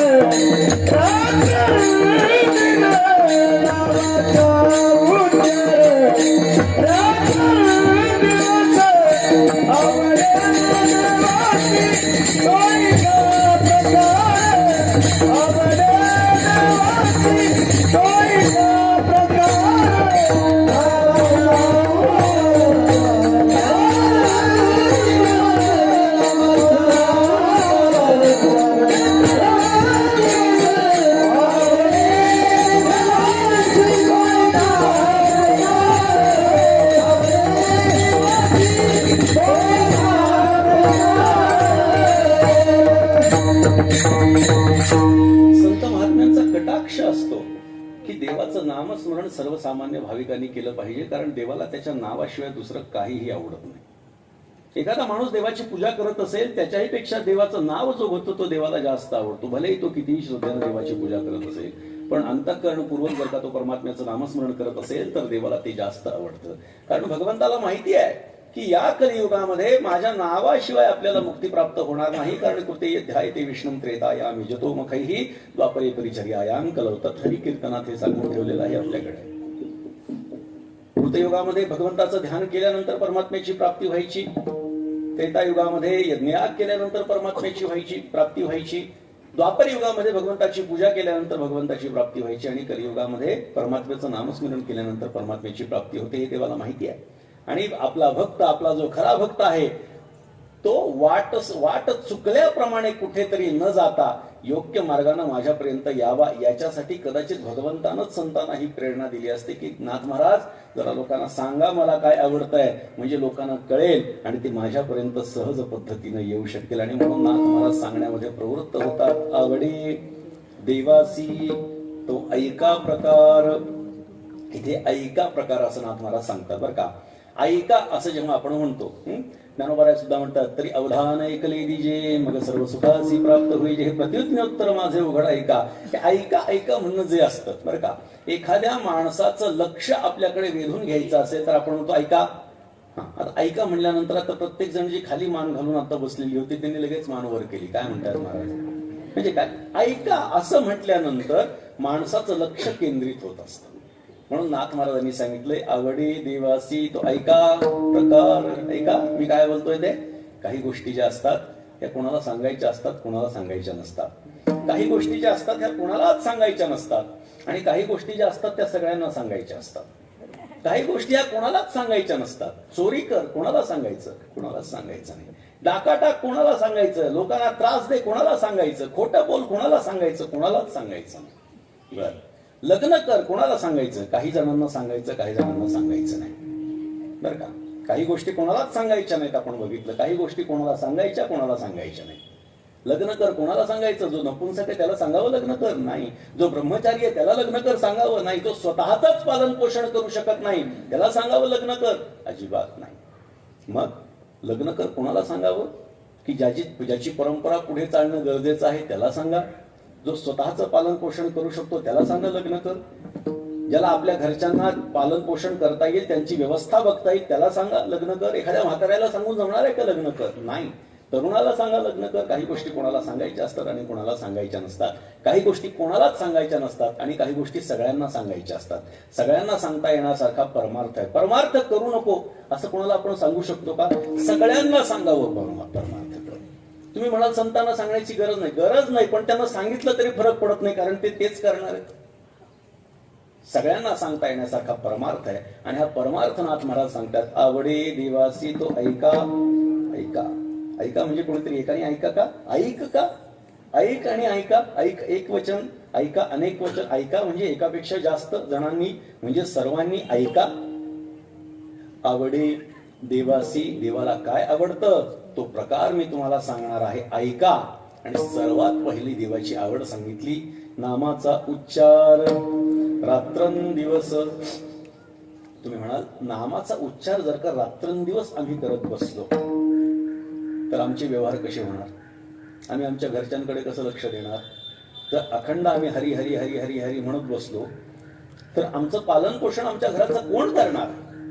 तर नामाचा उच्चार रात्रंदिवस याचा अर्थ असा आहे की कोणतंही कर्म तुम्ही करत असाल तरी हरीचं विस्मरण मात्र होऊ देऊ नका.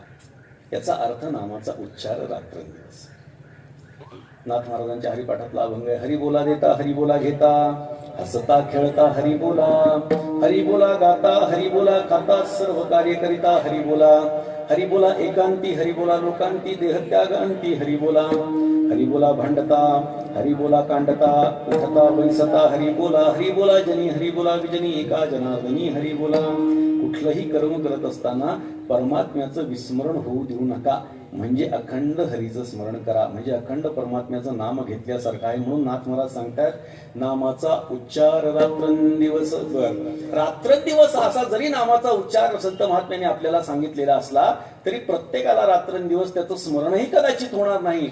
मग काय ज्ञानोबा सांगतात, तरी मोठके निमिषभरी दे तुझा, काही क्षण तरी परमार्थासाठी काढ. पण माणसं म्हणतात नाही हो काय सांगावं तुम्हाला, फार अवघड परिस्थिती आहे. आता सध्या अशी परिस्थिती आहे की जर का नोकरी केली नाही तर आमच्या घरच्यांचं पालन पोषण आम्हाला करता येणार नाही. त्यामुळे सगळं लक्ष द्यावं लागतं. ऑफिसमध्ये एवढं काम असतं, आल्यानंतर थकून जातो, झोपावं वाटतं, सकाळी पुन्हा उठवत नाही थंडीचं. मग जरी उठावं वाटलं तरी ऑफिसला जावं लागतं. कुठे वेळ आहे मला सांगा. मग आपण सांगतो तुम्ही थांबा थोडंसं, आता थोडा कोरोना संपला ना की बस मी सगळं व्यवस्थित सुरू करतो. बरं आता कोरोना संपला, आता देवाची भक्ती सुरू करा. थांबा थांबा थांबा, मुलीचं 10वीचं वर्ष आहे, मुलाचं अजून काहीतरी चालू आहे. बरं ठीक आहे, अजून काही वर्षानंतर ते 10वी 12वी सगळं झालं. आता काय, आता झालं मुलीचं लग्न झालं की बस परमार्थाला लागायचं. बरं आता काय, आता मुलाचं शोधणं चालू आहे. मुलाचं लग्न झालं की बस परमार्थ सुरू करायचा. बरं इथं संपतो का हो त्यांचा संसार? हा सुरू होतो का परमार्थ? नाही नाही, इथं याचं लग्न होत नाही की तिची डिलिव्हरी होती की लगेच ते सांभाळायला यांच्याचकडे येणार आणि सांगणार नाही अजून थोडंसं, अजून थोडी लहान बाळ लेकीला होत नाही. बरं लेकीचं थोडं मोठं होत नाही, मुलाला होतं की त्याचा सांभाळ. या सगळ्या गोष्टीतून काय होतं, माणूस संसाराच्या चक्रामध्ये अडकून जातो. बरं का. बरं हे करू नाही का?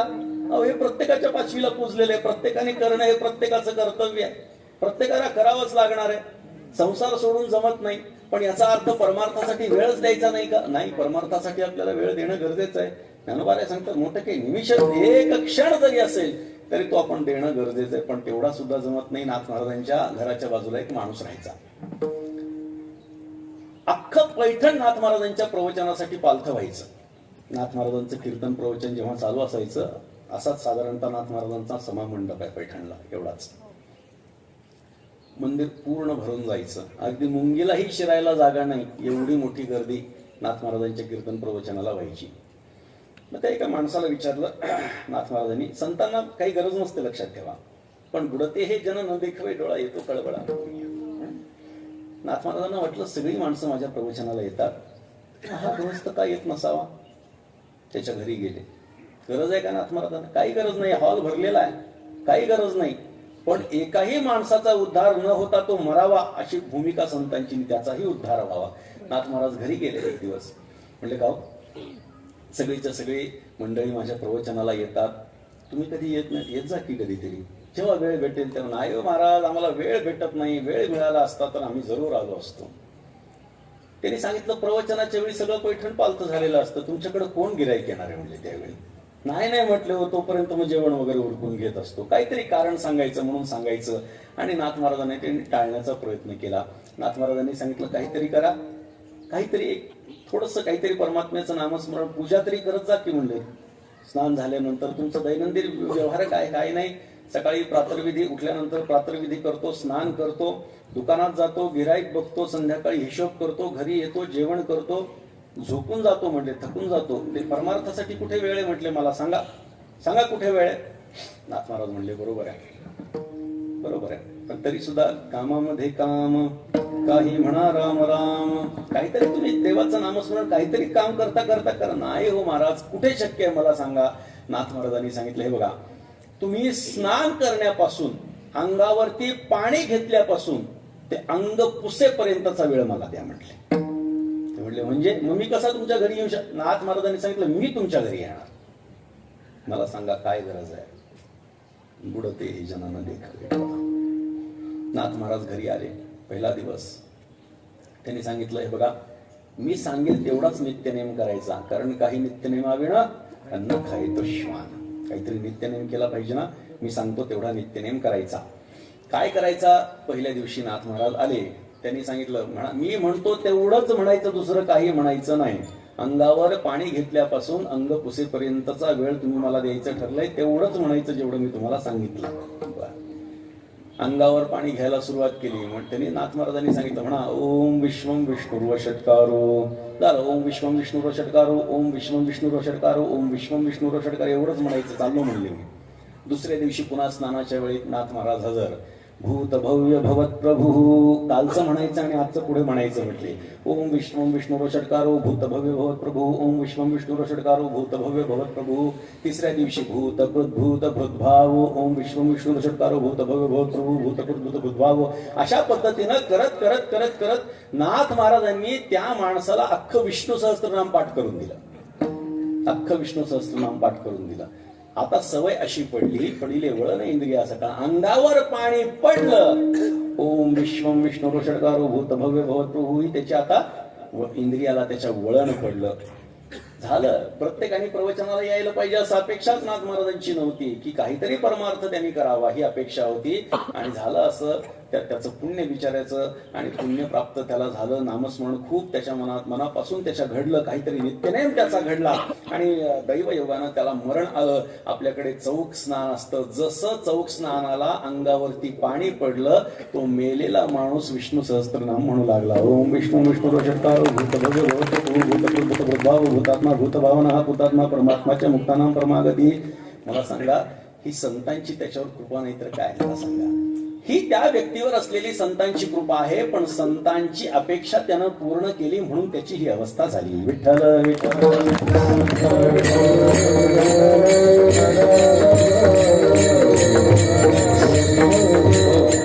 अशा पद्धतीनं परमात्म्याचं नाम घ्या, परमात्म्याचं नामस्मरण करा असं संत महात्मे आपल्याला वारंवार सांगत असतात. कारण त्यांना माहिती आहे की कलियुगी उद्धार हरीच्या नामे, हरीच्या नामामध्येच कलियुगामध्ये उद्धार होणार आहे. आणि त्यामुळे भगवंताची पहिली आवड सांगितली नामाचा उच्चार रात्रंदिवस. दुसरा काय? अभंगाच्या दुसऱ्याच्या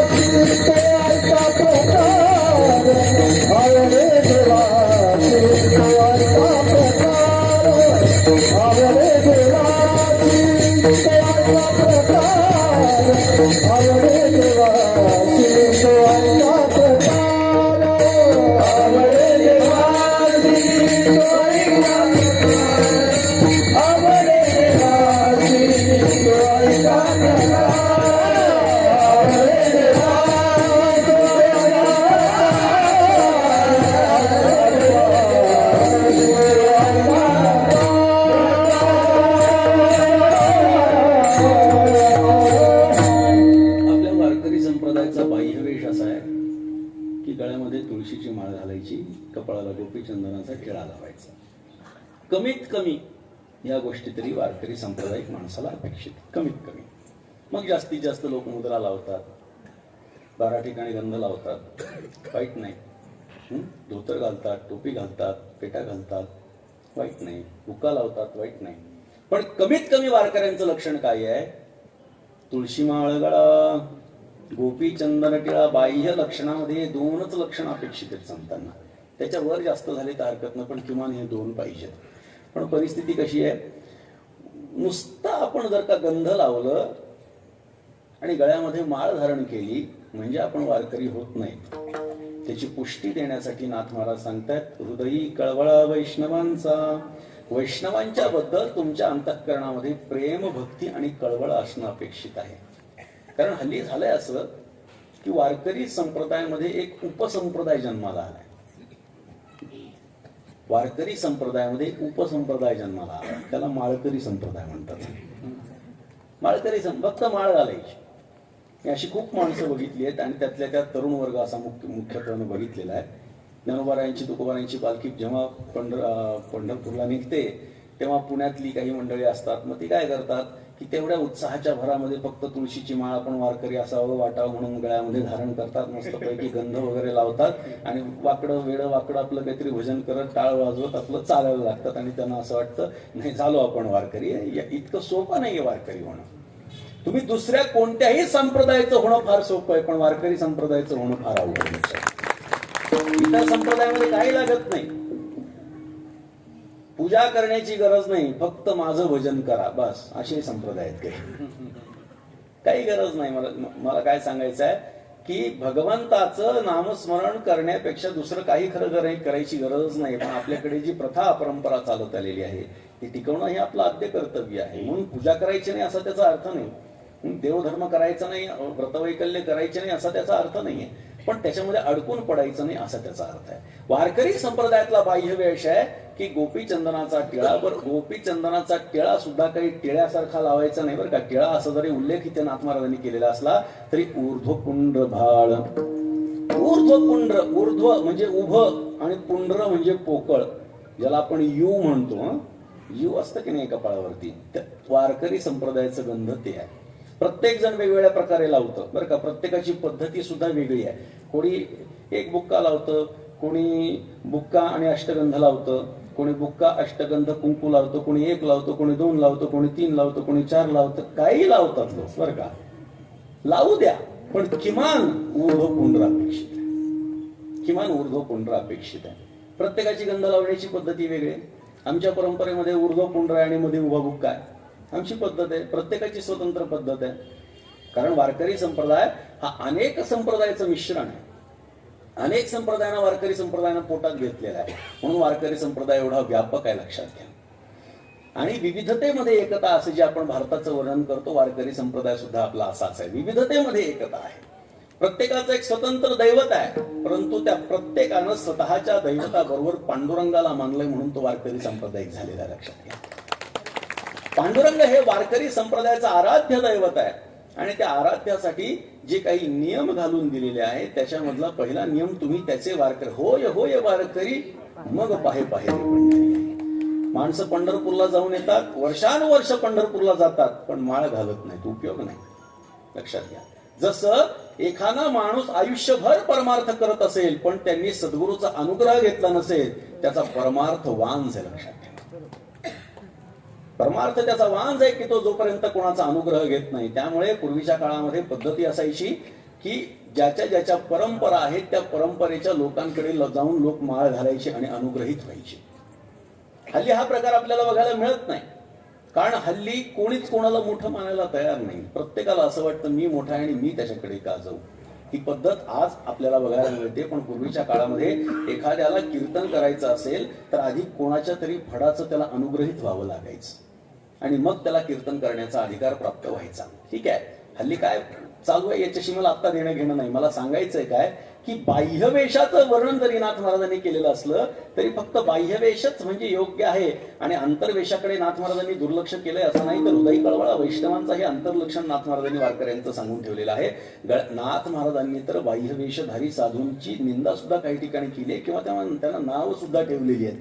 नाथ महाराज सांगतात, एक ते फळाहरी निराहरी, एक ते नग्न ब्रह्मचारी, एक कडे कपाटी शिखरी गिरीकंदरी निघाले, एक ते जटाळ गांठाळ, एक नखधारी ढिसाळ, एक महाहट्टी विशाळ, एक ते पिसाळ मत्तमुद्रा, एक तांबडे बोळके, एक ते केवळ सुडके, एक तीर्थाटणे रोडके, एक ते मुखे मौन निष्ठाशी मुखी. आदी नाथ महाराजांनी दिली आहे की जे बाह्यवेशधारी साधू आहेत की जे स्वतःला साधू समजतात, कोणाच्या जटा वाढल्यात, कोणीतरी मुंडन केलंय, कोणी नग्न फिरताय, कोणी अंगाला राख फासलेली आहे, असे अनेक साधू संत महात्मे आपल्याला बघायला सापडतात. पण नाथ महाराज सांगतात हे सगळेच साधू खरे साधू आहेत असं नाही, पण याचा अर्थ ते सगळे खोटे हे आहे असं सुद्धा नाही असं नाथ महाराज सांगतात. याचा अर्थ बाह्यवेश हा 100% खरा असतो असं नाही. बरीच माणसं लोकांना भुलवण्यासाठी बाह्यवेशाचा अवडंबर माजत असतात.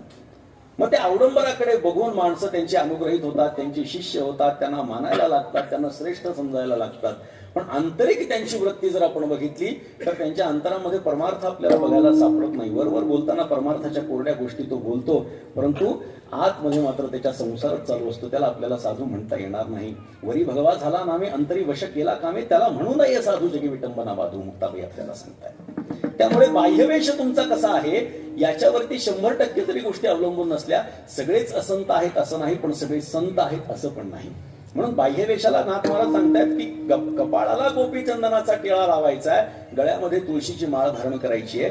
तुळशीची माळ धारण करणं म्हणजे काय? स्वतःच्या देहावरती तुळशी पत्र ठेवणं. ही गंमत नाही तुळशीची माळ धारण करणं म्हणजे. पूर्वीच्या काळामध्ये जुनी लोक आपल्याला सांगतात, कीर्तनकार सांगायची की पूर्वीच्या काळामध्ये जेव्हा पंढरपूरची वारी असायची तेव्हा घरातली सगळी मंडळी पंढरपूरच्या वारीला जायची आणि घरावरती तुळशी पत्र ठेवायची.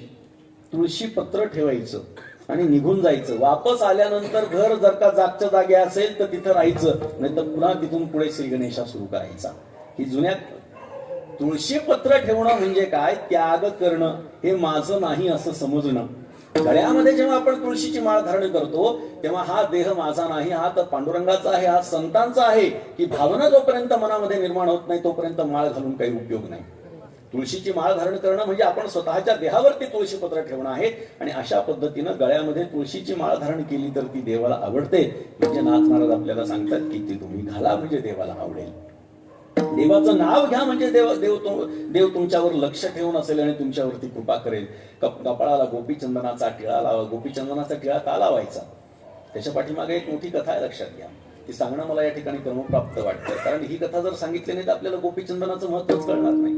भगवंताच्या कपाळाचा दाह होऊ लागला बरं का. भगवंताच्या कपाळाचा दाह होऊ लागला. रुक्मिणी माता आली, भगवंताला विचारलं देवा काय झालं? भगवंतानं सांगितलं कपाळाचा प्रचंड दाह होतोय रुक्मिणी. चेपून देऊ का? चेपून देण्याचा प्रयत्न केला तरी दाह थांबे ना. बाकीच्या पत्न्या आल्या, त्यांनी सुद्धा विचारलं, कोणी हात दाबू लागलं, कोणी पाय दाबू लागलं, काय झालं काय नाही. चौकशी सुरू झाली, घरगुती उपाय सुरू झाले, पण भगवंताच्या कपाळाचा दाह काही कमी होईना. वैद्यराजांना बोलवण्यात आलं, त्यांनी नाडी बघितली, त्यांनी विचार केला, नाडी बघितली, काही फरक काही तर काही दुखताना दिसत नाहीये.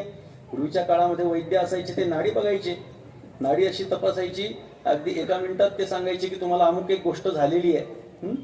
हे वैद्य होते, लक्षात ठेवा. आजकालच्या डॉक्टरांकडे आपल्याला जावं लागतं, आपल्यालाच सगळं सांगावं लागतं आणि मग ते काहीतरी न कळणारं लिहून देतात आपल्याला. ते फक्त त्या मेडिकल वाल्याला कळत असतं बरं का, माहित नाही असं का असतं. आणि मग तो ते देतो, त्यांचं ठरलेलं असतं वाटतं काहीतरी, आणि मग ते आपल्याला गोळ्या देतात, मग आपल्याला बरं वाटतं. याला काय उपयोग आहे? नाडी तपासायची. नाडी बघितल्यानंतर कळायचं की काय झालेलं आहे बरं का. त्यांनी सांगितलं, त्या वैद्यराजाने बघितलं, नाडी तपासली, काही झालेलं दिसत नाही देवा तुम्हाला, मग तुमच्या कपाळाचा दाह का होतोय? तुम्ही खोटं बोलताय. मनामध्ये विचार केला, बोलण्याची भगवंताला हिंमत नाही. मनात विचार करू लागला, देव खोटं बोलू लागला, पण बोलायचं कसं? ठीक आहे म्हणले, देवा काहीतरी आपलं तिने औषध पाणी दिल्यासारखं केले, हे घेऊन बघा. ते घेतलं तरी सुद्धा काही डोक्याचा कपाळाचा दाह थांबे ना. सगळी मंडळी जमा झाली, काय झालं काय झालं? अहो परमात्म्याची तब्येत बिघडली म्हणजे साधी गोष्ट आहे का? लक्षात घ्या. पुरुषाची प्रकृती बिघडली आहे, ही साधी गोष्ट आहे का? ही अशक्य कोटीतली गोष्ट आहे, आणि तरी सुद्धा ही घडतीये म्हटल्यानंतर सगळ्यांना आश्चर्य वाटू लागलं. कारण तो परमात्मा एकमेव पुरुष आहे आणि त्या व्यतिरिक्त जगातले सगळे जे पुरुष म्हणून घेणारे आहेत त्या स्त्रिया सांगितल्या गेलेल्या आहेत. तो परमात्मा भगवान श्रीकृष्ण एकमात्र पुरुष आहे, आणि जे पुरुष म्हणून जगामध्ये मिरवतात त्या सुद्धा भगवंताच्या दृष्टीनं स्त्रिया आहेत, लक्षात ठेवा. मग त्या पुरुषाची प्रकृती बिघडली आहे. नारद महर्षी त्या ठिकाणी आले, नारायण नारायण करत आले, सगळी गर्दी बघितली. अशी काही घटना घडलेली असले की तिथं नारद मुनी नाही आले तर ती गोष्टच पूर्ण होत नाही. त्यांना यावंच लागतं, त्याच्याशिवाय गोष्टी पूर्ण होत नसतात. त्यांची चहाडी सुद्धा लोक कल्याणकारी आहे बरं का. ही फार महत्वाची गोष्ट आहे. नाथ महाराजांनी सुद्धा भागवतात सांगितलंय की ते इकडच्या गोष्टी तिकडं सांगतात. यांनी जगाचा आजपर्यंत नाथ महाराज म्हणतात कधीच नुकसान नाही झालं, झाला तर फायदाच झालेला आहे. आले नारायण नारायण करत, सगळे पाय पडले, म्हणले वा वा देवर्षी नारद आले. सगळे त्यांना म्हणले काय झालं, ही गर्दी कशाची तुम्ही केली आहे? तेव्हा रुक्मिणी आई साहेबांनी सांगितलं, देवा डोकं दुखू लागले. म्हणले देवाचं महाराज बघा काहीतरी. त्यांनी सांगितलं देवाचं डोकं दुखू लागलं, काहीतरी गडबड आहे, दाल में कुछ काला आहे. सगळे बाहेर जा म्हटले, मला एकांतात भगवंताशी बोलायचं. सगळी बाहेर गेली, दार लावून घेतलं आणि देवर्षी नारदांनी भगवंताला विचारलं, देवा खोटं बोलतोस ना तू? खरं सांग, माझ्या समोर सांग. अरे मी भक्त आहे तुझा, मी कोणाला सांगणार नाही, तुझ्यात माझ्यातच राहील म्हणली. गुप्त इति गुह्यतमम, दुसऱ्याला कोणाला सांगणार नाही. सांग तू, खरं सांग, दुखत नाही ना तुझं? खोटं बोलतोयस ना तू? नारदा, अरे खरंच सांगतोय, माझ्या कपाळाचा दाह होतोय. खरं सांगतोयस देवा? तीनदा खोदून खोदून विचारल्यानंतरही भगवंताचं ते उत्तर ऐकल्यानंतर नारदांनी सांगितलं, देवा ठीक आहे, तुझ्या कपाळाचा दाह होतोय म्हणजे तुझी तब्येत बरी नाहीये. तब्येत बरी नसली तर आपण औषध घेतो बरोबर, मग काहीतरी औषध असेल ना त्याचं. औषध असेलच काहीतरी, तब्येत बिघडली म्हणजे काहीतरी तर औषध असेल. काय औषध आहे हे तुला माहिती नाही असं सांगू नकोस, काय औषध आहे मला सांग. भगवंतांना सांगितलं औषध आहे पण मिळणं अवघड आहे. कोणत्या मेडिकलमध्ये मिळतं म्हणजे मी घेऊन येतो औषध. नाही म्हटले, कुठेही मिळणार नाही. सांग कुठे मिळतंय. बरं औषध तर सांग काय आहे. भगवंतांना सांगितलं माझ्या भक्ताच्या पायाची माती जर का माझ्या कपाळाला लावली तर माझ्या कपाळाचा दाह शांत होणार आहे.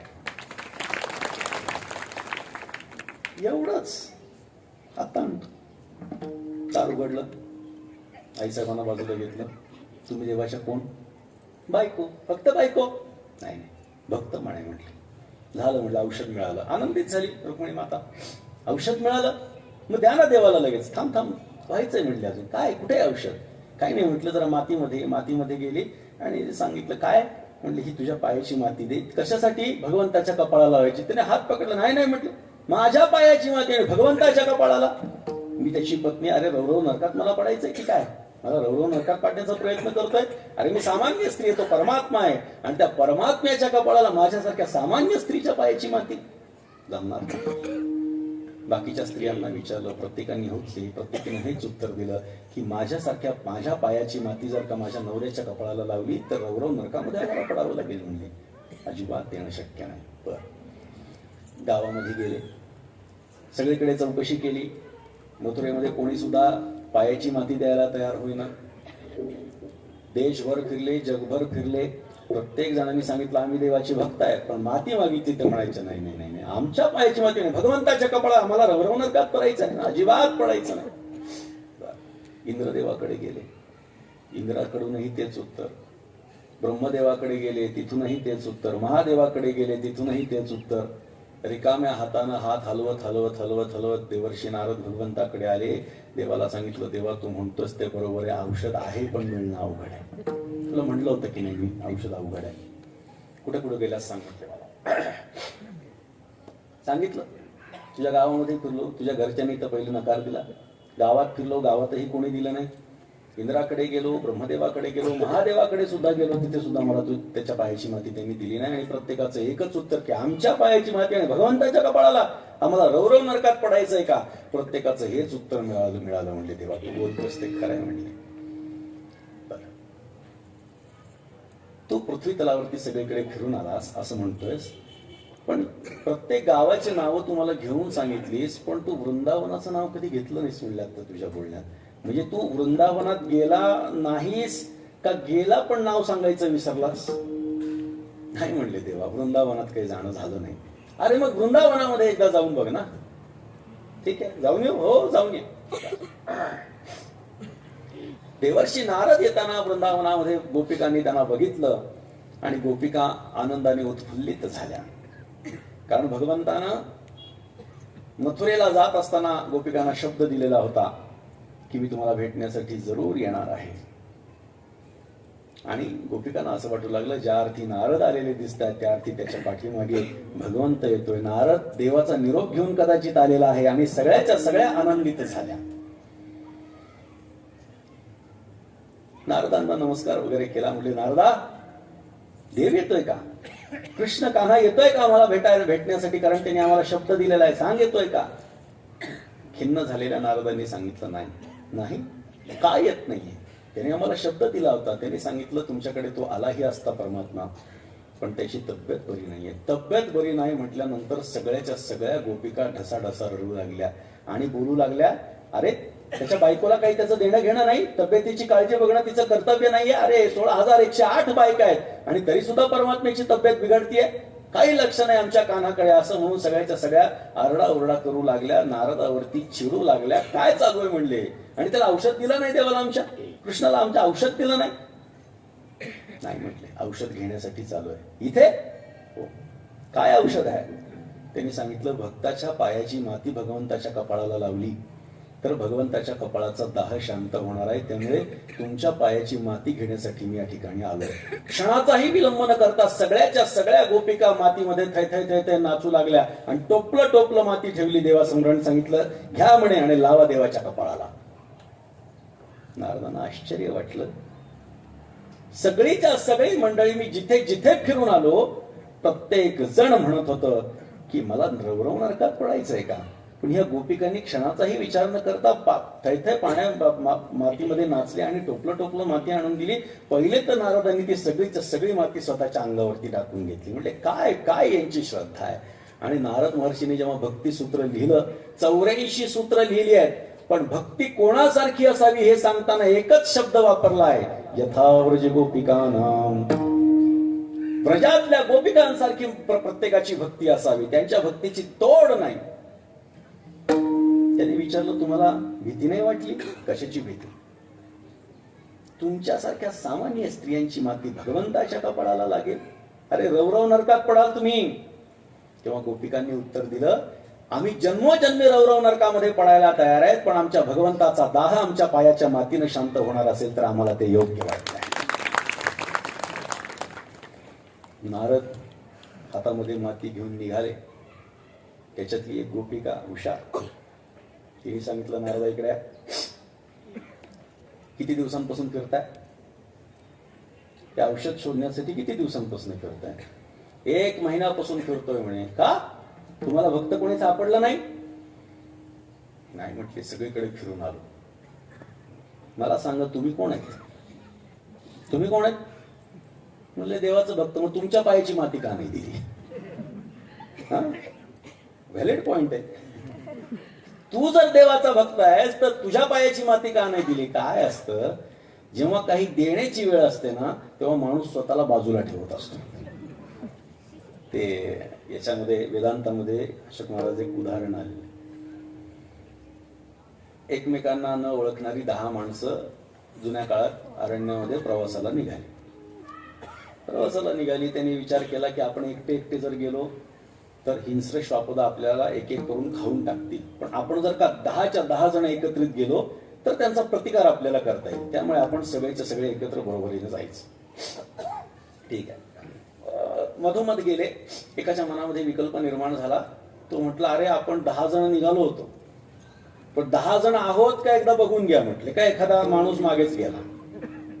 ठीक आहे म्हणले. सगळे म्हणले, चला मोजून घ्या. सगळे मस्तपैकी गोल उभे राहिले. सुरुवात केली. 1 2 3 4 5 6 7 8 9.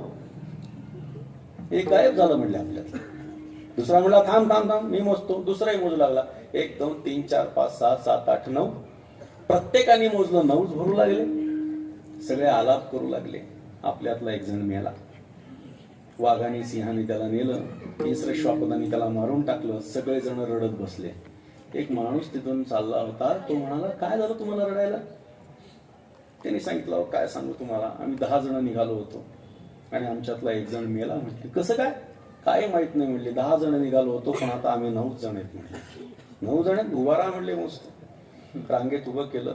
1 2 3 4 5 6 7 8 9. कानाखाली वाजवलं 10व्याच्या. म्हणलं, हा 10वा आहे. दृष्टांत संपला. एवढाच दृष्टांत आहे. प्रत्येक जण काय करायचा, स्वतःला सोडून इतरांना मोजायचा. म्हणून 9 भरत होते. नारदांनी असा विचार नाही केला की मी स्वतः देवाचा भक्त आहे, माझ्याच पायाची माती भगवंताच्या कपाळाला लावावी. हा विचार नारदांच्या मनामध्ये शिवला सुद्धा नाही. जगभर फिरत बसले, पण स्वतःच्या मनामध्ये हा विचार त्यांच्या आला नाही. का नाही आला? देण्याच्या वेळी माणूस स्वतःला बाजूला ठेवत असतो. भगवंताच्या कपाळाला ती माती नारदांनी लावली आणि तेव्हा भगवंताच्या कपाळाचा दाह शांत झाला. ती माती दुसरं तिसरं काही नसून तो गोपी चंदन, त्याला हे नाव प्राप्त झालं. गोपीच्या पायांची माती म्हणजे गोपी चंदन असं त्याला नाव प्राप्त झालं. आणि ते चंदन आम्ही आमच्या कपाळाला लावलं तर भगवंताने जेव्हा आमचं मुख भगवंत बघेल तेव्हा त्यांच्या लक्षात येईल की माझ्या भक्ताच्या पायाची माती हा कपाळाला धारण करतो, म्हणजे हा माझ्या भक्तांना मानणारा आहे, म्हणजे याला मी जवळ करायला हरकत नाही. विठोबा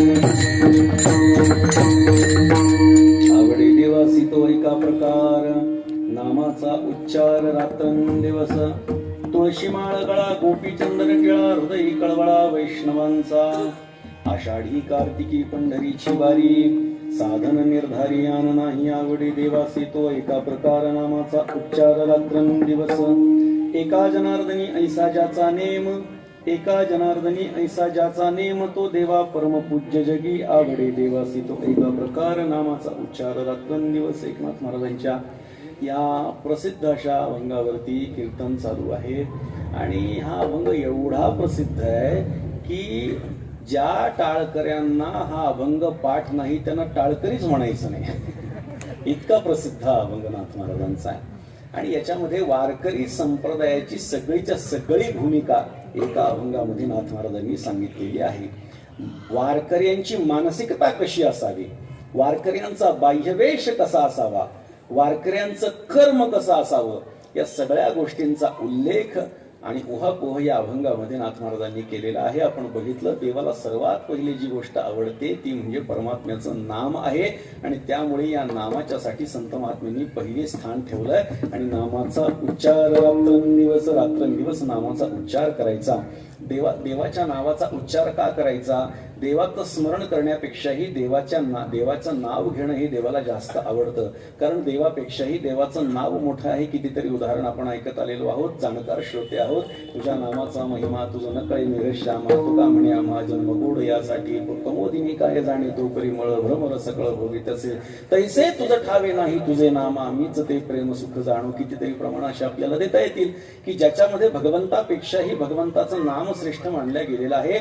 नामनोस्ती यावती शक्ती पाप निर्हरणे हरे न तावत कर्तुम शक्नोती पातकम पातकी जनाहा किंवा राम त्वत्वधिकम नाम इति मे निश्चलामती ही त्वयेकातारिता योग्या नामनाच भुवनत्रयम अशी संस्कृतातली सुद्धा आपल्याला प्रमाण देता येतील की देवाच्या पेक्षाही देवाचं नाव मोठं आहे आणि त्यामुळे देवाचं नाव घ्या असं आपल्याला नाथ महाराज सांगतात. देवाची पहिली आवड सांगतात देवाचं नाव घ्या.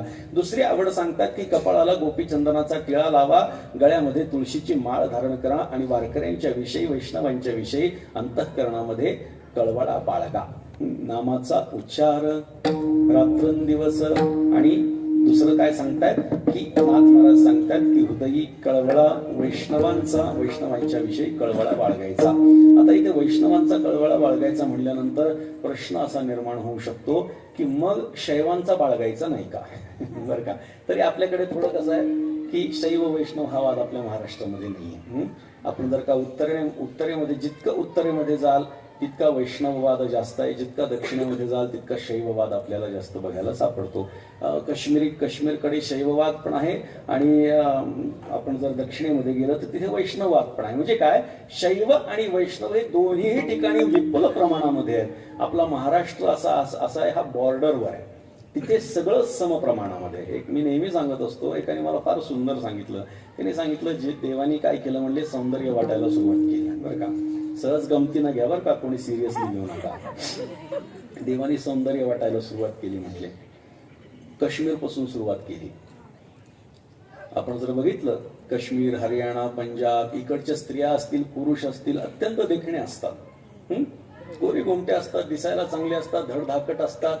भगवंतानं सौंदर्य वाटायला सुरुवात केली म्हटले आणि दक्षिणेमध्ये जाईपर्यंत ते सौंदर्य संपून गेलं. आपण जर दक्षिणेतली माणसं बघितली तर थोडे वर्णाने काळी असतात, दिसणं सुद्धा त्यांचं दिसणं चांगलं नसतं असं आपण पाहतो. थोडं गमतीतच घ्या बरं का. सौंदर्य वाटायला भगवंतानं सुरुवात केली, उत्तरेतनं सौंदर्य वाटायला सुरुवात केली, दक्षिणेमध्ये जाईपर्यंत ते सौंदर्य संपलं. त्यांनी अक्कल वाटायला सुरुवात केली, ती मात्र दक्षिणेपासून. अक्कल वाटायला सुरुवात केली, वाटेपर्यंत उत्तरेपर्यंत जाईपर्यंत संपून गेला म्हणतात ती अक्कल.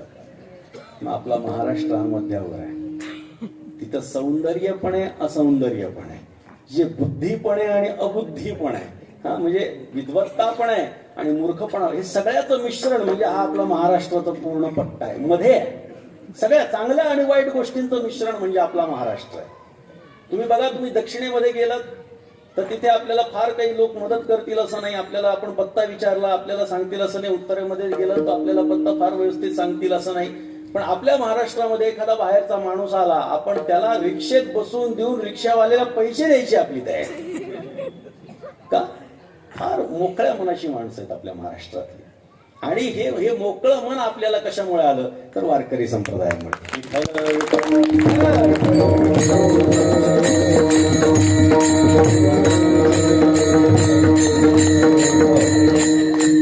हृदयी कळवळा वैष्णवांचा, मग वैष्णवांचा कळवळा याचा अर्थ असा घ्या की जे वारकरी संप्रदायाला मानतात, ज्यांनी वारकरी संप्रदायाचा अंगीकार केलेला आहे तो सहजपणेच वैष्णव होऊन गेलेला आहे. कारण वारकरी संप्रदाय हा विष्णूचा उपासक आहे, पांडुरंगाचा उपासक आहे. पांडुरंग म्हणजेच हरी आणि तो हरी म्हणजेच महाविष्णू आहे, म्हणजे वैष्णव संप्रदाय आहे. जरी शैव लोकांचं याच्यामध्ये आधिक्य आपल्याला दिसत असलं तरी सुद्धा हा वैष्णव संप्रदाय आहे. म्हणून पांडुरंगाचे उपासक या नात्यानं नाथ महाराजांनी सांगितलं हृदयी कळवळा वैष्णवांचा. मग त्यांचं कर्तव्य काय, त्यांची क्रिया कशी असावी, तिसऱ्या चरणात सांगतात आषाढी कार्तिकी पंढरीची वारी साधन निर्धारी आन नाही. काय करायचं, आषाढी आणि कार्तिकीची वारी करायची. बाकीच्या वाऱ्या करायच्या नाहीत का? असं नाही, बाकीच्या वारी करायला हरकत नाही, प्रत्येक वारी करायला हरकत नाही. काही माणसं म्हणतात यावेळी कुठली एकादशी आहे, छोटी आहे का मोठी आहे? कोणी ठरवलंय? कोणी जन्म बघितला या एकादशांचा, की कोण आधी जन्माला आली कोण नंतर जन्माला आली? कोणी बारसं केलंय छोटं आणि मोठं? हे छोटी आणि मोठी एकादशी नसते, एकादशी असते. वद्य जरी असेल तरी मोठी, शुद्ध जरी असेल तरी मोठी. पण प्रत्येक एकादशीला तुम्हाला जाणं शक्य नसेल तर माघी चैत्री आषाढी आणि कार्तिकीला जा. पण त्याही वेळी शक्य नसेल तर निदान आषाढी कार्तिकीला तरी जा, कारण आषाढी कार्तिकी विसरू नका मुज सांगत असे गुज पांडुरंगानं गुज सांगून ठेवलंय. वारकऱ्यांना सांगितलं की आषाढी आणि कार्तिकीला मला विसरायचं नाही. इतर वेळी तुम्ही नाही आलात तरी चालेल, पण आषाढी आणि कार्तिकीला मात्र तुम्ही माझ्याकडे आलंच पाहिजे. म्हणून विशेषत्वानं नाथ महाराज या ठिकाणी सांगतात, या चरणामध्ये सांगतात आषाढी कार्तिकी पंढरीची वारी साधन निर्धारी आन नाही. निर्धारानं सांगतो नाथ महाराज म्हणतात दुसरं कोणतंही साधन करण्याची गरज नाही. पंढरपूरच्या वाटेवरती आषाढी आणि कार्तिकीला जायचं, कपाळाला गोपीचंद्राचा टिळा, गळ्यामध्ये तुळशीची माळ धारण करायची, अंतःकरणामध्ये वारकऱ्यांच्या विषयी प्रेम ठेवून नामस्मरण करत जर आपण परमात्म्यापर्यंत गेलं तर त्या परमात्म्याची कृपा आपल्यावर झाल्याशिवाय राहणार नाही. एका जनार्दनी ऐसा ज्याचा नियम तो देवा परम पूज्य जगी. नाथ महाराज म्हणतात अशा पद्धतीनं ज्याचा नित्यनेम आहे तो देवाला आणि समाजाला दोघांनाही पूज्यस्थानावरती घेऊन जात असतो. आणि त्यामुळे लोकांच्या दृष्टीनेही पूज्यस्थान मिळतं, भगवंताच्या दृष्टीनेही पूज्यस्थान मिळतं. असं पूज्यस्थान आपल्याला प्राप्त करून घ्यायचं असेल, भगवंताची जवळीक जर का आपल्याला साधून घ्यायची असेल तर आपल्याला आपलं ज्याच्यावरती प्रेम आहे त्याचं जर आपल्यावरती प्रेम बसावं, तर आपल्याला काय आवडतं ते जर करत बसलं तर त्याचं प्रेम आपल्यावरती कधीच बसू शकत नाही. तर आपण ज्याच्यावरती प्रेम करतो त्याला जे आवडतं ते जर आपण केलं तरच त्याचं आपल्यावरती प्रेम बसू शकतं. म्हणून देवाला काय आवडतं हे आपण जाणून घ्यावं आणि परमात्म्यापर्यंत आपण जास्तीत जास्त जवळ पोहोचावं ही अपेक्षा, ही भावना या ठिकाणी नाथ महाराज व्यक्त करतात. आणि त्याचमुळे नाथ महाराज आपल्याला भगवंताला काय आवडती ही भगवंताची आवड सांगण्यामध्ये प्रवृत्त होतात. त्यामध्ये अभंगाचा विचार झाला. आपल्या या चाकण परिसरामध्ये सुंदर असं आयोजन आपण सर्व या ठिकाणी ग्रामस्थ यांच्या उपस्थितीमध्ये सर्वजण करत असता. बरेच जण या कार्यक्रमामध्ये अतिशय उत्सुकतेनं हिरीरीनं सहभाग घेत असतात. अशाच पद्धतीनं उत्तरोत्तर या कार्यक्रमाची व्याप्ती वाढत जावी अशी पांडुरंग परमात्म्याच्या चरणी नाथ महाराजांच्या चरणी प्रार्थना करतो आणि माझ्या वाणीला पूर्णविराम देतो. एक वार संतांचं सर्वांनी भजन करा. भानुदास एकनाथ भानुदास एकनाथ